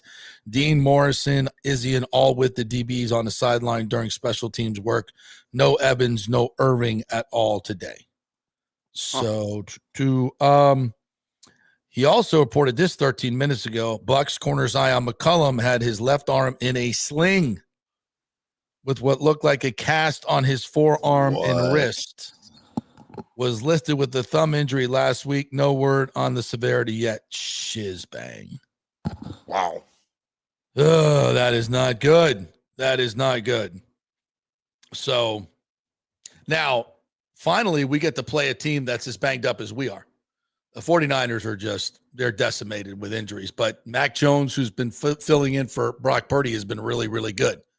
So we'll get their injury report later on today, but they're beat up as well, but they're also 4-1. So a matchup of 4-1 teams here. 425, the game was moved to 425 for this one. Listen, and we've talked about this all year long, but it is caught wildfire on every major outlet there is that Baker Mayfield is now your leader in the clubhouse for MVP. Bucs have never had a league MVP. Never had a league MVP. They've had defensive player of the year. Yeah. You know, it's coming down. I've been seeing a lot of stuff. And look, I know it's only where we're at in the season. It's very, very young. The season's very young. But I'm seeing a lot of national pundits out there that claim to know things saying that right now they think it's between Baker Mayfield and Dak Prescott. Dak Prescott? Dude, Dak's having a phenomenal year, dude. He is, but they're not going to have a winning record at the end of the year. Well, right now they're at 500. So they're not going to make but do you think they're going to make the playoffs? It depends on how October goes. Yeah. You've got they play the Panthers this week. You could finish October if you stroll through and you just beat the Jets. If you stroll through October, like I think you should, you'll be 5-2-1 at the end of the month. And you could be on your way. Philly's faltering a little bit, I think. I don't know what the Commanders are doing. The Giants are going to giant. It's a long shot, yes, for sure. I don't think they're going to make the playoffs. And look, if they're going to give the MVP to somebody on a losing team, they would have given it to Joe Burrow last year. Yeah, true. Because he was by far the most deserving, but the team sucked. But don't you think it's just kind of incredible how the national discourse about Baker has totally turned around? I mean, now he's like, Aaron Andrews is. I saw something the other day, and I didn't check and make sure that it was accurate because now you use all these clickbait things. But he basically, the quote attributed to her was Mahomes, now taking a back seat to Baker Mayfield as the the quarterback of the face of the league. The quarterback du jour. Yeah, I don't know about face of should. the league, but He should, man, because Mahomes has not had. He had a bad year last year, and he's having a bad year again this year. it's in the reclamation story or the rehabilitation story of Baker Mayfield. Is just a great storyline, and he's become such a likable figure. I said that from the first press conference that he did here. I was kind of blown away, and I was kind of expecting that cocky kid that we've seen, and he just has been everything but that. And a large part of that has been his personal journey and his personal faith journey, actually. And he's talked about this a lot, that, he's very, very outspoken about his Christian faith. He's living it. He is living it. I couldn't get this to download. So I'm just going to play it through the speaker, and you'll hear, this is the words of Baker Mayfield giving his Christian testimony. I think it's, and I'm going to connect this to football here in a second, folks. So I think it's an interesting discussion. So here's Baker. It's not the one that you sent me. No, that's not it. All right. So I'm going to just go ahead and do this one through the phone. If I may, my friend, my audio Nazi is going to kill me for doing this. I'd say that Jesus is obviously the Son of God, but his grace is perfection, somebody that sacrificed everything, that gave us this opportunity to live life. And for me, when you say he's your Lord and Savior, you proclaim it whenever you can, but he's the reason we're here. And the story of Jesus walking among the flesh, the only perfect man, and to be sacrificed on the cross and die for our sins forever. And when you accept that grace, it's an unbelievable feeling. That then you dive into the Word and you see the stories, and the Scripture backs up what you're saying and the things that you go through. There's whatever you're going through, there's something in the Scripture that can help you out. And it's been written, and it's the truth. How about that? Does that surprise you? It does not surprise me. Oh, I don't have you on the screen. It does not surprise me that he feels that way. It surprises me that he would take to the airwaves to proclaim that. And I don't know why it does, because there's nothing wrong with that, and it's very commendable. But it just surprised, because most guys don't go that in detail about their faith, right? Like, guys in post-game press conferences or, on the field interview or whatever, hey, all glory to God, all glory to Jesus, praise Jesus. I couldn't do this without his help or whatever. But to go into that great a detail about his thoughts and kind of showing off his knowledge, right? I mean, he sort of went on some next level stuff there. So, he did. And that's, I think that's fascinating. I love it. Yeah. And listen, when you look at what he's been through, in his career and the ups and downs and, and the public scorn that he's taking, I'm not saying it's on the Jesus level, but there's some parallels there. And And I think that's what he's talking about in terms of Scripture. When you go through a lot of these things and you try to rely on yourself to pull yourself out of it, it's a bad plan. Yeah. And, when you have a community and a faith community around you and your teammates also being part of that, it brings you as a group closer together. I don't know if you know much about the Ohio State revival that went on last year on campus. So I'm getting goosebumps thinking about it. I watched a lot of really cool videos of the Ohio State players, not just amongst themselves, but going out into the campus community.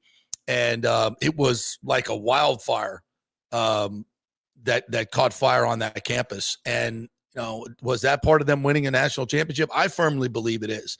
And it's not to say that God cares who wins and loses, because he doesn't. But what it does do is there's a lot of principles, as you heard Baker talk about, Christian principles that help you in terms of being a good team, coming together as a team, being selfless. What do we talk about all the time? Not putting yourself first, being a servant leader. Derek Brooks talks about this all the time, and how being a servant leader was part of his leadership strategy and skills in what did he do? He won a national championship. He took a moribund franchise of Tampa Bay Buccaneers and took them to the Super Bowl. And you don't, and who built that team and built that culture? Tony Dungy, who is as religious as they come. Very religious man, yeah. I mean, and it's funny because if this was some like special guru, some internet influencer who had some, special thing, people, and he kept going from team to team, and those teams kept winning, like people would be going, "Who's this guy? Like, what are they talking about? What are they into? What kind of guru shit is this?" It's Jesus. It's Christianity. It's what it is. I mean, it ain't new. It ain't new, but you know what I'm saying? Imagine if there was that dude. Everybody be going, "Wow, it happened at Ohio State. It's happening at Pitt right now. They're having a great season." Not saying they're winning the national championship, but it's just, you've seen it. And I've seen it happen at other places. And I saw it happen with the 0-2 Buccaneers. And guess who was in the middle of that? Emeka Egbuka at Ohio State. Let's play what this is from last week. Jenna Lane posted this at ESPN. The Bucs posted it as well. Yeah, the Egbuka one. I don't enter any seasons of my life with too many expectations when it comes to like statistics or anything. Really, I'm just trying to honor and glorify God, be obedient to whatever he's called me to. So, I feel like he has me in Tampa for a reason, and that purpose is bigger than football, I believe. So just trying to use my platform to be able to impact people in any way I can and just give glory to him when successes come my way, and when they don't, still praise him all the more. So. And, not to make light of what he said, but what's the biggest way you could glorify God by being in Tampa? Win a Super Bowl.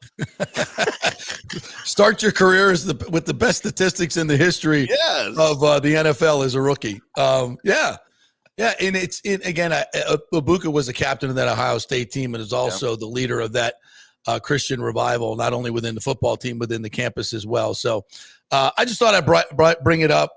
Myself, I've been, recently, I don't want to get too deep into it, but kind of revitalizing my faith as well. And this stuff keeps being thrown in my lap, and it's telling me I need to share this and share use my limited platform to share this.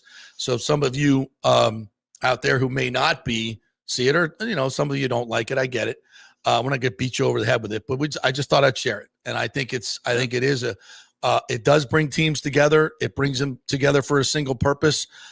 They feel that there's a higher power directing them. And if that gives you confidence on the field and gives you faith in your abilities, and, Scotty Scheffler talks about this as well. It's like, golf is not that important to me. And the fact that it's not, in terms of his faith journey, it takes the pressure off. It's like, I'm not, whether I win a Super Bowl is not, the biggest thing in my life. And Baker's got to that point, and it frees you up, man. It frees you up to play better, in my opinion.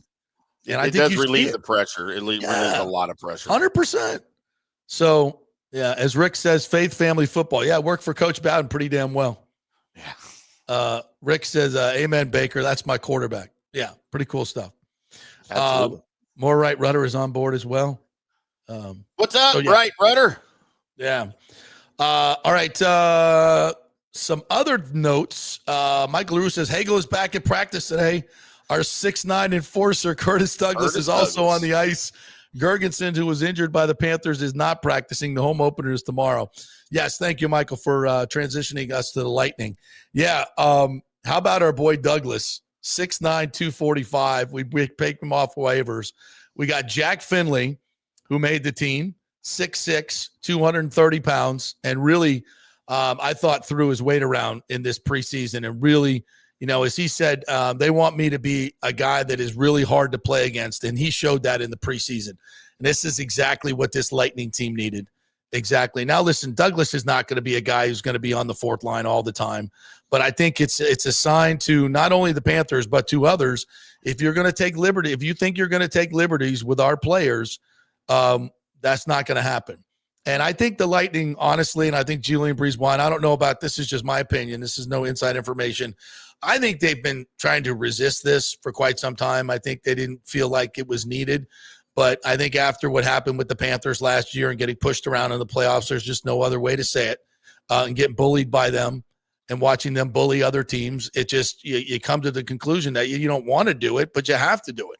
Yeah, you just have to do it. If the NHL is going to allow these guys after every whistle to punch you in the back of the head and stick you and all this bull crap that the Panthers have been doing, hitting you in the back of the head with elbows and all that crap, you got to fight fire with fire. There has to be you have to know that we're not going to, go get Ekblad. We're going to go get Kachuk. We're going to go get Marchand. We're going to go get all of them.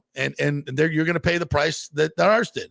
Nobody wants star players out of the game, but if you're not going to protect them, then we got to fight fire with fire.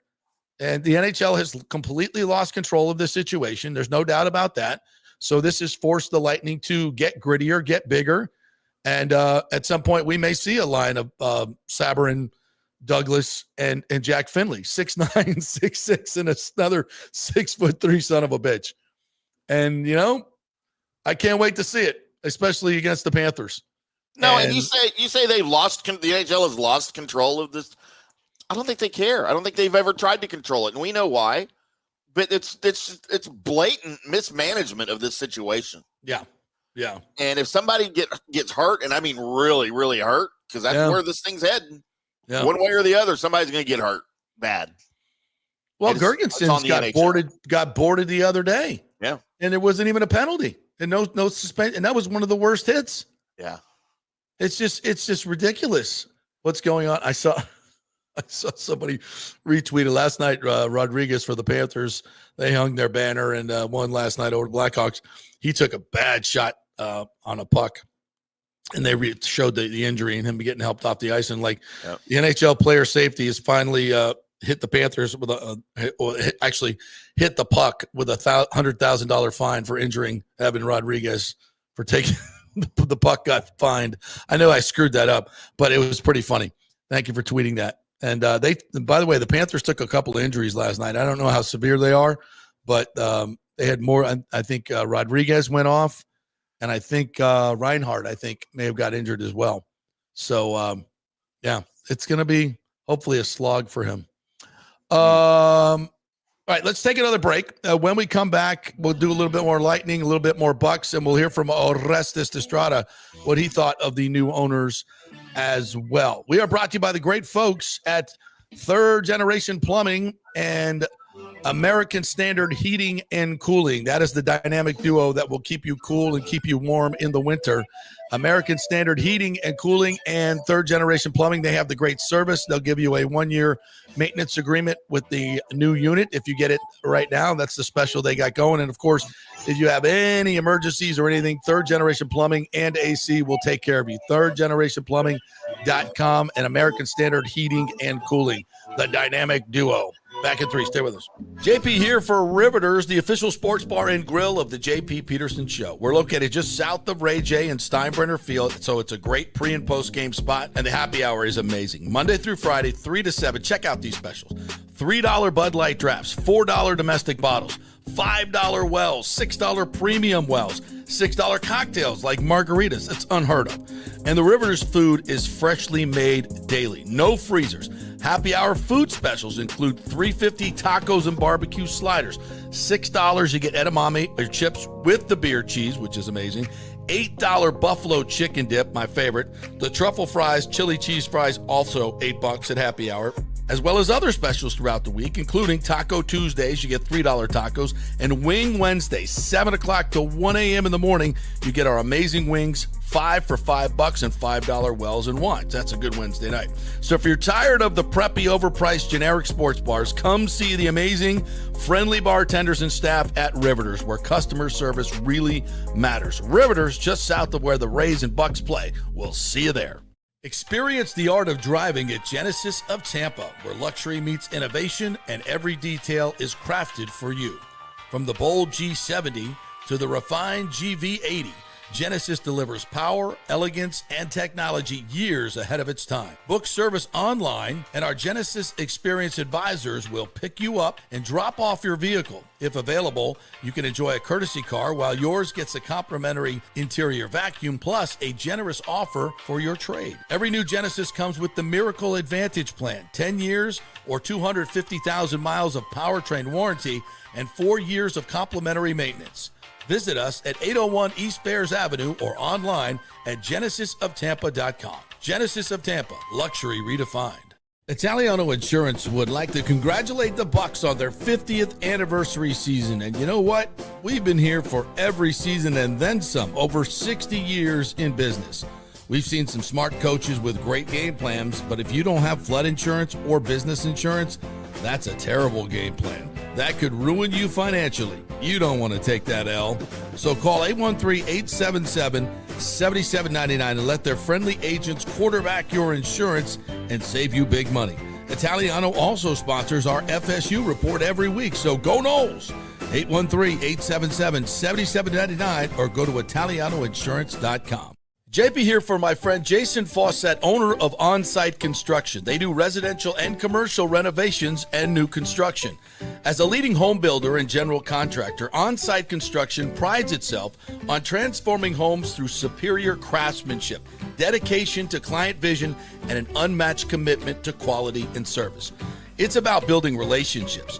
We take the time to understand our clients' needs, preferences, and budgets so that we can deliver a personalized experience tailored to their unique vision. From the initial designs to the final touches, we're there every step of the way, ensuring that the end result mirrors your vision.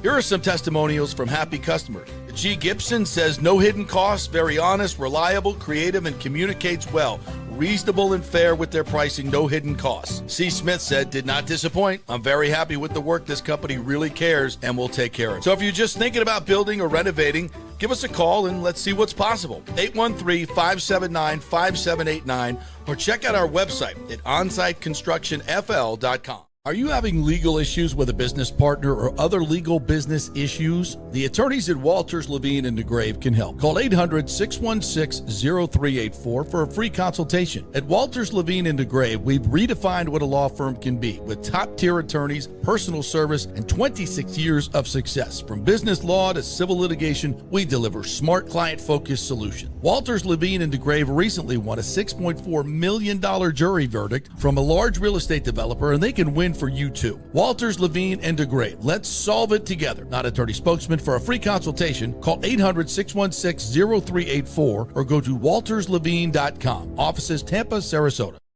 Let's go. Right now. Back to the show on FanStream Sports. All right, welcome back to the JP Peterson Show, brought to you by the great folks at Delete Me.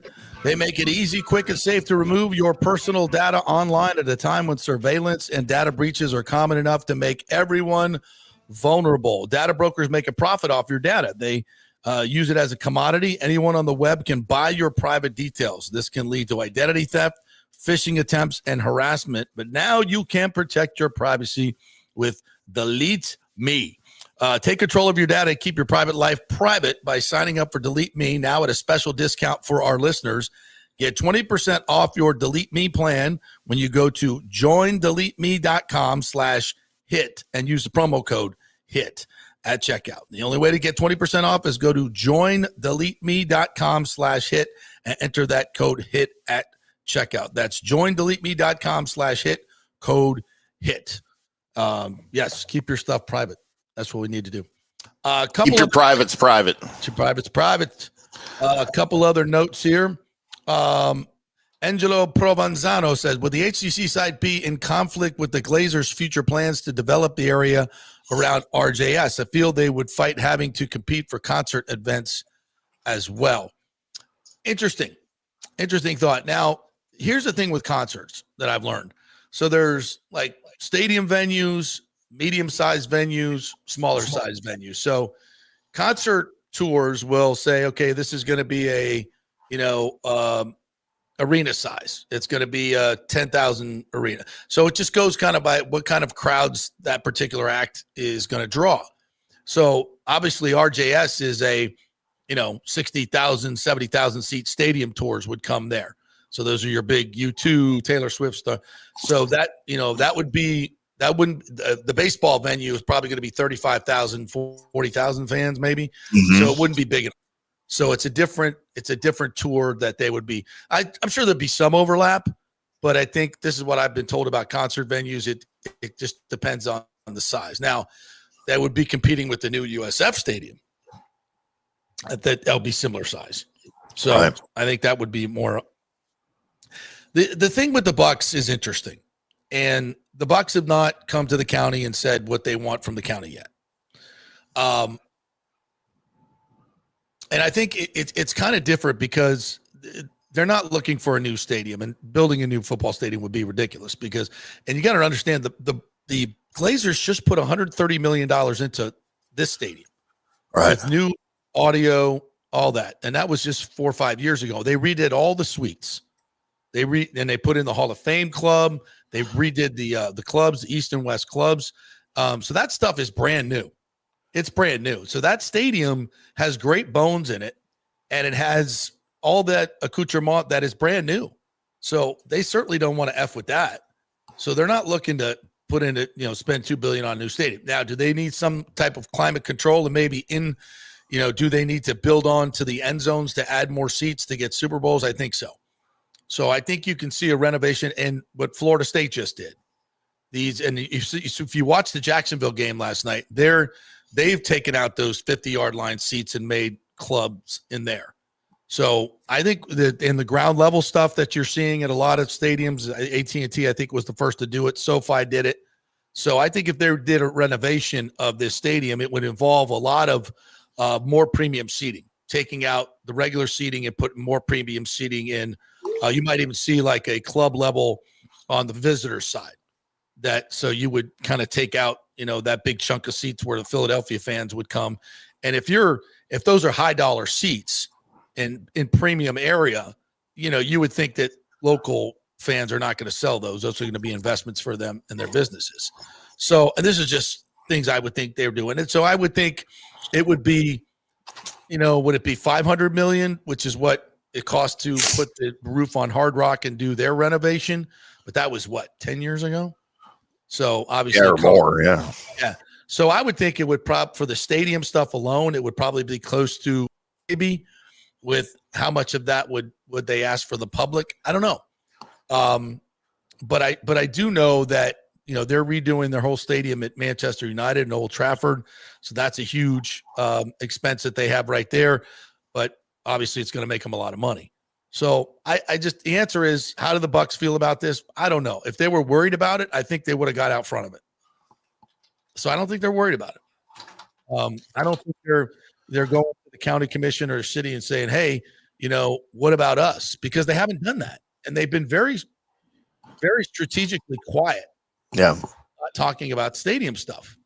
So I think what I know about real estate, which is limited, but I think when there's a big development near something that you own, it's a good thing. It's always a good thing. If you're cleaning up the area. So right now that's a community college, right? HCC. If you were going to put a mixed use project in where the stadium is now, and probably that property that they own between the stadium and One Buck Place, which they all own that, they're not going to get. The city's not going to give them money to build condos. They're not doing that. But they're going to make money on it. Now they were going to they would ask for stadium stuff. So my answer is I don't know. But if it was really something that would be prohibitive for the Bucs, I think they would have got out in front of it, and they would have already told Ken and the city, hey, we're going to be asking for X. So make sure that that's available for. What are the Bucs going to do? Move? They're not moving anywhere. What, are they going to move to Orlando? No. Then they'll have to redo that shit box stadium over there. They're too invested in Tampa Bay. They're not going anywhere. So I don't know. I don't know what the big worry is. And I see, metropolitan areas that are a lot smaller than this fund football and baseball stadiums all the time. And again, it's not going to be a whole new stadium. And a lot of it, the Bucs are going to pay for themselves. So they got a great deal at Raymond James Stadium. Their lease is up. So I don't know if they're going to get as good a deal. So basically, I don't think it's prohibitive that we're not going to build a Rays Stadium because the Bucs want money. Because if the Bucs cared that much, they would have got out in front of it. Does that make sense? Yeah. I mean, that makes sense to me. So I have two questions as an outsider here. Yes, sir. Is the college not in use anymore? Is it shut down? No, it's going. So it's not a big college. It's a campus. Right. It's just like a satellite campus. Yeah. Yeah. I think it's their main campus, but if you look at the map, if you pulled up, I'm looking at it right now. Yeah, I'm looking at it right now. Yeah. But I mean, so are they are they moving the school? Are they like a big plot of land? If you could put up, it's mostly parking lots and pickleball courts. So just south of the Stein, to knock down a few old buildings and yeah. It's if you look at it, it's mostly parking lot already, and there's not a whole lot of buildings to it. There's a lot of open space there, which makes it again very shovel ready to build. Which makes it much more attractive to this group, especially with their ambitious timeline. There it is. You got it. Yeah. Yeah. See, so right there in the middle, those are the main buildings. Yeah. And there's there's not a lot of buildings there. I've been over there. This is mostly parking lot, as you can see. Right. There's some newer buildings up to the left. And then you see the Stein there. And then there's pickleball courts, tennis courts, basketball courts. Huge part there. So in this new construction where the ballpark would go, you would, move them into newer buildings, basically, on the same site. So, yeah, it's shovel ready. So the other question I have, JP, is I was looking at this map. Of course, Steinbrenner Field is just to the north here. Yeah. Which is here. Yeah. What in the world is this, and what do you do here? That's play two different games at one time here. Those are practice fields. That would be amazing to play two games here at the same time. Get my shortstop. Well, you wouldn't need as many fielders. You still only, you wouldn't need. You need 3 less outfielders. The pitcher for one game is either playing left field or right field for the other game. It seems like something that Banana Ball could figure out, right? I think Banana Ball would definitely figure this out. I just saw this, and so many things were going through my head. Yeah. So yeah. Anyway, sorry, I digress. Yeah. So yeah, and there's a lake there in the middle, isn't there? There's a water feature. So there's one right, to the left of that. And I think if you widen out, there's another one between the pickleball courts and the campus, which of course they could use in some wonderful way. So I think it's I think it works really, really well. John Orobar says if Major League Baseball was willing to have the ballpark at St. Pete, they would have just forced Stu's hand and made him honor that ridiculous sweetheart deal MLB and St. Pete ends with Tropicana Field. Yeah, you're 100% right. Said that here's your wide shot here. Yeah, so there's a little, then I see I thought I saw a lake in there. Oh, that's the same one. Whatever. That's the same one. I'll probably dig one out. I don't know. You still got the circle that goes around the old ballpark north of Raymond James Stadium. Yeah, isn't that cool? That's the old sombrero. There's the old sombrero, yeah. But I mean, as you look at both stadiums, they're going to be right across Dale Mabry from each other. So you're going to put, some walking bridges over the top. And then if the Bucs are going to do a mixed use, hey, maybe they're going to partner with the Rays. Right. Drone tarp. Did you think about that? And drone tarp. Well, that's never going to go away. What if that actually happened? That would be you've got connections with owners now. You can make it happen. They listen to the show, so they've heard drone tarp. You just wonder what their reactions are as they're listening to this, trying to gather information on the fans and the feel of the fans. Putting in a 1.7, listening to me. And all of a sudden we mentioned drone tarp. They're like, what? Why are we listening to these clowns? Why is it so crazy? I mean, come on. It's brilliant. It's a movable roof connected to drone. If I can fire a cruise missile from a drone, can I have it hold up a tarp? Give me some shade? Come on. More sponsorship opportunities too on Absolutely. It's never ending.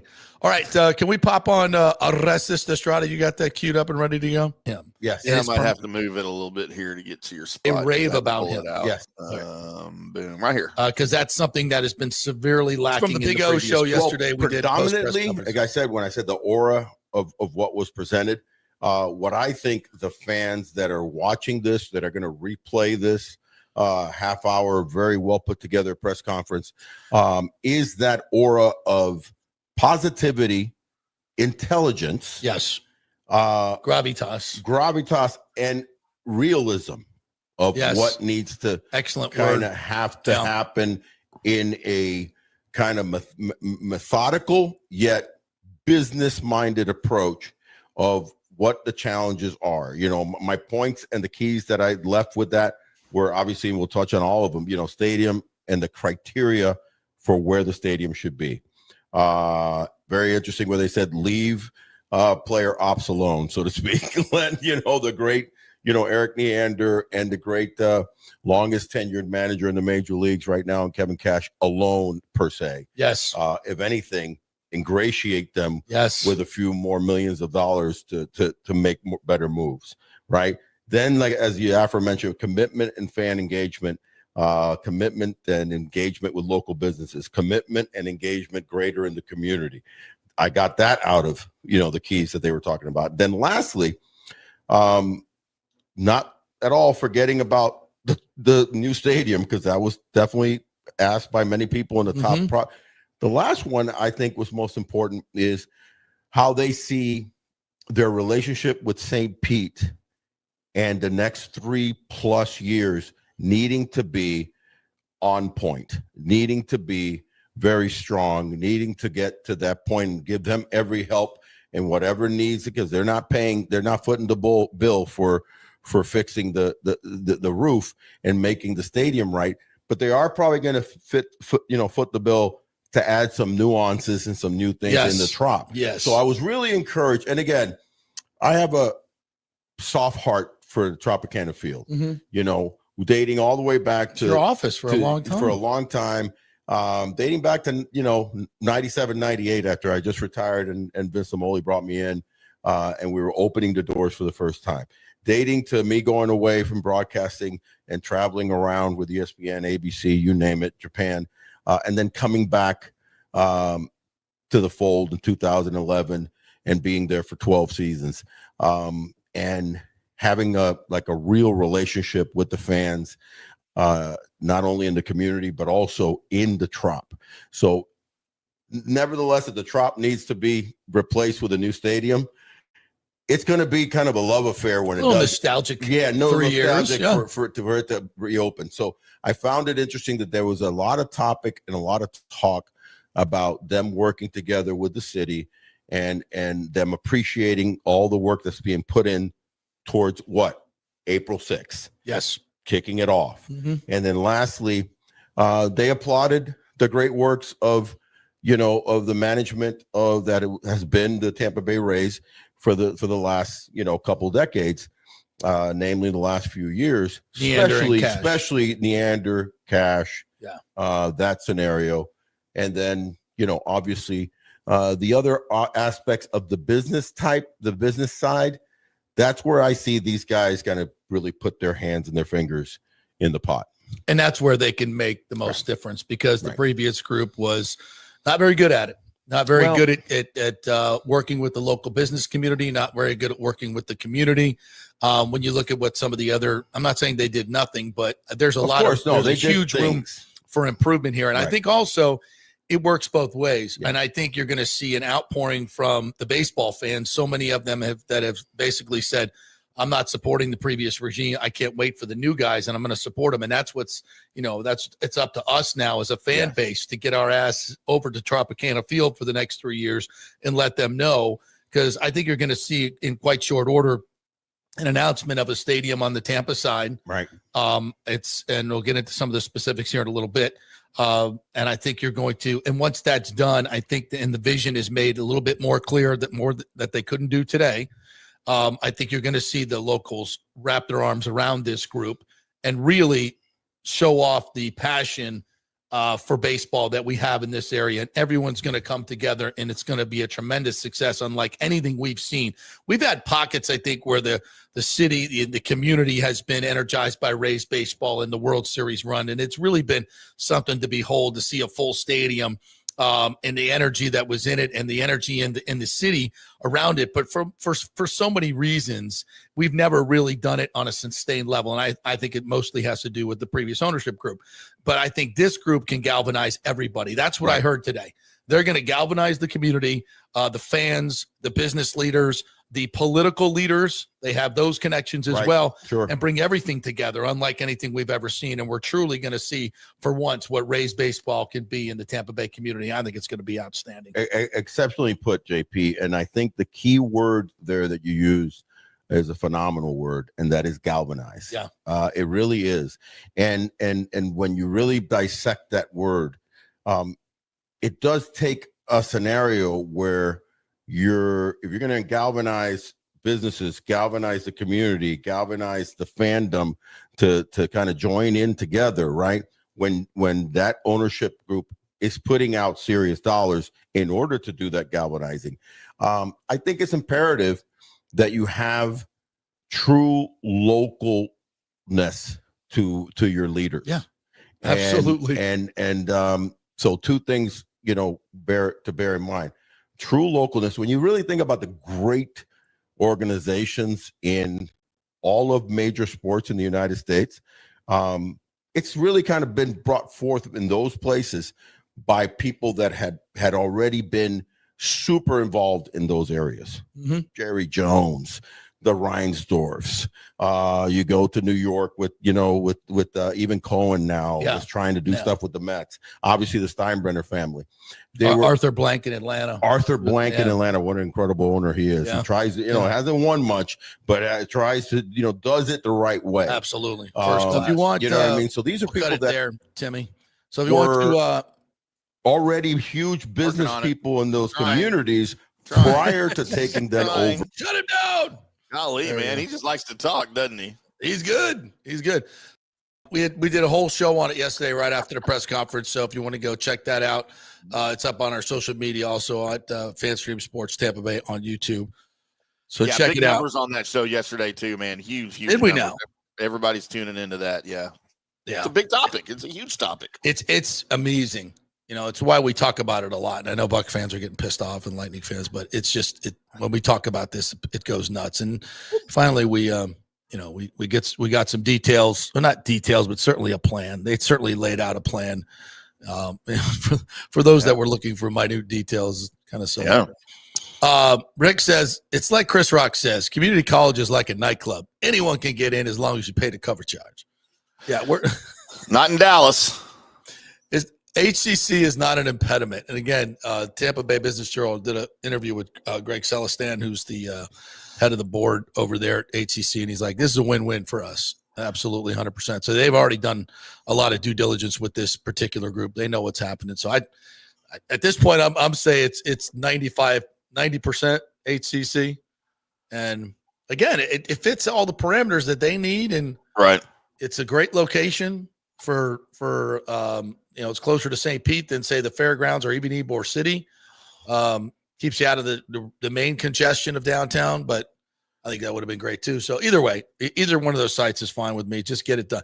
And the fact that it is so much easier to do. It's state land, which, DeSantis could easily make that happen. And obviously he knows Zalupski. It just seems easy. It seems much more shovel ready. So away we go. What else did we not hit here, my friend, that we were going to get? We did. I saw a Bucs trade rumor. Oh, let me know what you think of this, JP. Oh, as they may be looking to upgrade at tight end. Okay. The tight end position, other than K-Dot in this past game, I think sort of deficient in the offense here. I'm seeing a trade proposal to bring Former Baker Mayfield and Sterling Shepard college teammate Mark Andrews to the Buccaneers for a 4th-round pick. Oh, with the Ravens falling out of competition. And Isaiah Likely really is your number 1 tight end there. He's just finally getting back healthy again. He's played the last 2 games. Mark Andrews sort of being pushed out of that offense a little bit. Not having his best season, but he's still clearly got a lot to give. And, man, I think he could do a team just wonderful, like the Bucs. I don't think it's a big need, honestly.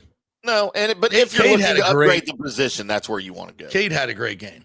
He did have a great game. You know, with Wirfs back, you know, finally not having to block. I think he's fine. I don't. Someone mentioned. Here's this one. A Bucs basement said Jason Light got to be looking at our pass rush and seeing Myles Garrett and Trey Hendrickson and a bunch of talented pass rushers on crappy teams being wasted for the year. Think he makes a deal. Well, Myles Garrett just got a new deal at like $40 million, so I don't think he wants to assume that contract. Trey Hendrickson, I think his deal. Did he sign like a 1-year deal or something? Yeah, no, he's a free agent after this year. Yeah, it was a 1-year deal. Yeah, there's something to look at because we got the cap. Way too expensive. No, we got the cap room to do it this year. Yeah, but do you want to? Yeah, hell yeah. I mean, Hassan Reddick. I mean, we're 5 games in. What have we seen from Yaya and Hassan Reddick? I wanted to see more. I don't think they're playing poorly, but it's not the impact that we need. Yeah, we talked about that with Scott yesterday. You're just not seeing the stats. The sacks aren't there. The hurries are there. The quarterback hits are there, but sacks are what you want. Reddick hasn't had a sack since week 1. Yeah. So if there, I think that what would be most impactful, that Trey Hendrickson. We have the cap room this year to do it. Yeah. We wouldn't have to sign him long term if we didn't want to. We give up a 4th round. You're talking about pick. You're talking about making a trade for him this year, right? Not right. Okay. I thought you were talking about signing him next year. Okay, okay.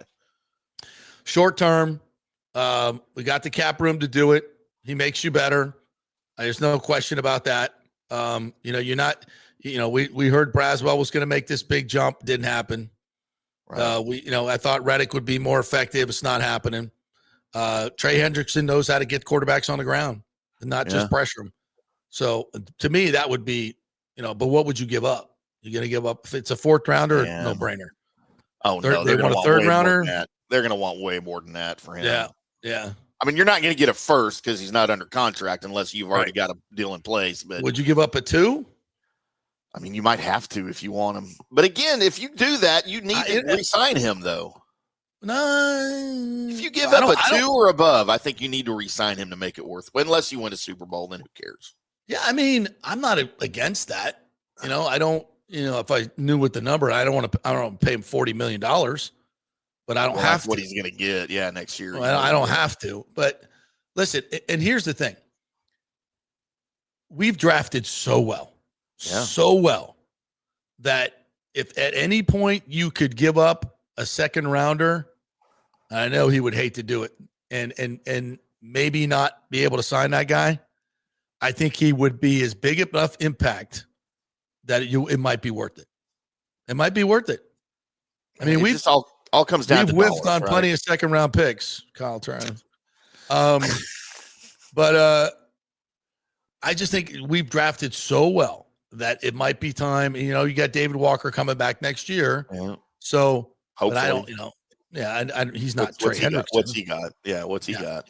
But if, what if Trey Hendrickson comes here and he loves it and we love him and he makes a huge impact and then we don't have to pay Reddick next year's $14 million. So the salary cap increases and it's a guy that we could put on the edge for another. I don't think it's, I don't want to pay him 40, but if you'll take 30, for over the next 3 years, I'd be happy. Maybe that's good enough. He loves it so much here. But in the worst case scenario, you get him for a year in a time when you got a chance to win the Super Bowl right now. I mean, these chances don't come around often. You're getting more healthy. You got your 4-1. You've got some good teams coming up, but then you got that runway at the end of the year where you're just getting better and better and better. And then you go into the playoffs where you need that guy, man. You need that guy coming off the edge to make the big play. So I ain't giving up a 1st, but I might go to a 2. Are you guys? What do you guys think? So go to a 2 here. if I recall correctly, the Bengals were offering him back in the offseason $36 a year, and he laughed. Okay. To stay in Cincinnati. And of course, rumors were he might Cincinnati. go back to New Orleans because they had that. That's Cincinnati. That's a very valid point. But man, I just don't think he's signing anywhere, especially after the Micah Parsons deal. Because I'll tell you right now, I'd rather have Trey Hendrickson than Micah Parsons. Oh hell yeah! Oh hell yeah!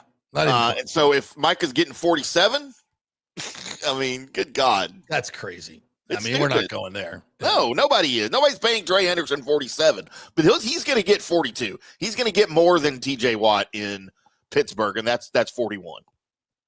Well, I don't think he's going to get that at his age. I don't think so. I mean, you could be right. I think that's the going rate right now. That's for younger guys, though. Myles Garrett's 27, 26. So is Micah. Trey's what, 31? He's only got 3 years left. Myles Garrett's 29. Oh, is he 29? Yeah. Okay. Trey Hendrickson just turned 30. Yeah. But like I said, if I could, we're this roster is stocked. There was ever a time I could risk a second round pick, this would be it. I'd rather it be a third. A third would be a no-brainer. A third would be an absolute no-brainer. Yeah. Michael says Scott Reynolds said Trey Hendrickson will cost at least a second round pick. TJ Watt, by the way, also 30. They're almost the same exact age. They're 2 months apart. Yeah. In age, him and Hendrickson. Yeah. James said, remember, you have to have money for Baker, too. Yeah, true. Yeah. And Mike. Don't forget Mike. If you want to keep Mike around. Well, but again, I don't have to pay him. If it's a third round pick, I don't have to pay him. I just use him for, and this is a unique opportunity, in my opinion. It's a unique opportunity. You are in the mix. You have some injuries on defense. Yeah, I think I would do it if that's the impact. If I'm looking for one position, that's it. That's it. If he wants to stick around, stick around. Here's the money. We'll pay you 30 for the next 3 years, but no more than that. No. And if you lose out on the second round pick, so be it. Yeah. And I think actually can't say you didn't try. Even if it I don't know what the compensation is, but if you lose a guy that you might, when we get compensation, I don't know if it's a mid-year trade, you get it. If you lose a free agent and to a big contract, you usually get compensation. Compensatory pick. So yeah, I don't know if you trade for him mid-year. Yeah. You get that. Yeah. But there would be some. So yeah. All right, that'll do it for us today. Want to thank everybody, including the great folks at Walters, Levine, and DeGrave. If you're having legal issues with a business partner or other legal business issues or maybe legal issues with your employer, the attorneys at Walters, Levine, and DeGrave will help.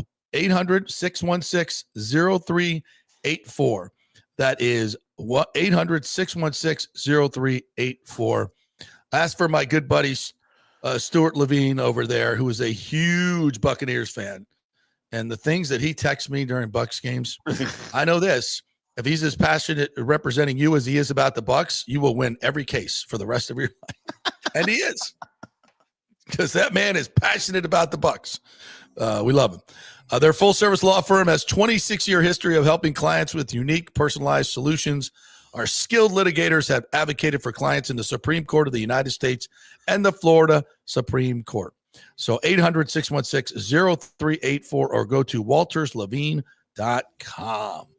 All right, that'll do it for us here. Thank you guys for watching. Don't forget to go watch the Big O show that we did yesterday if you want more on the baseball. And we got into a lot of the baseball stuff as well on the field, what he expects from this group too. So it's not just stadium talk, a lot of other stuff in there as well. And we talked about the playoffs. By the way, how about Judge's shot last night? Good God, I hate the Yankees. I know, but that was a dramatic moment. You got it. That was a pretty cool moment. It was. We'll get into more of that tomorrow. I'm headed over to Bucs to talk to Baker and Bowles. Tell Baker I said what's up. He needs to live in the stadium and make more commercials. I love it too. All right, I'll find another smart-ass question for him today. He'll love it. See you tomorrow.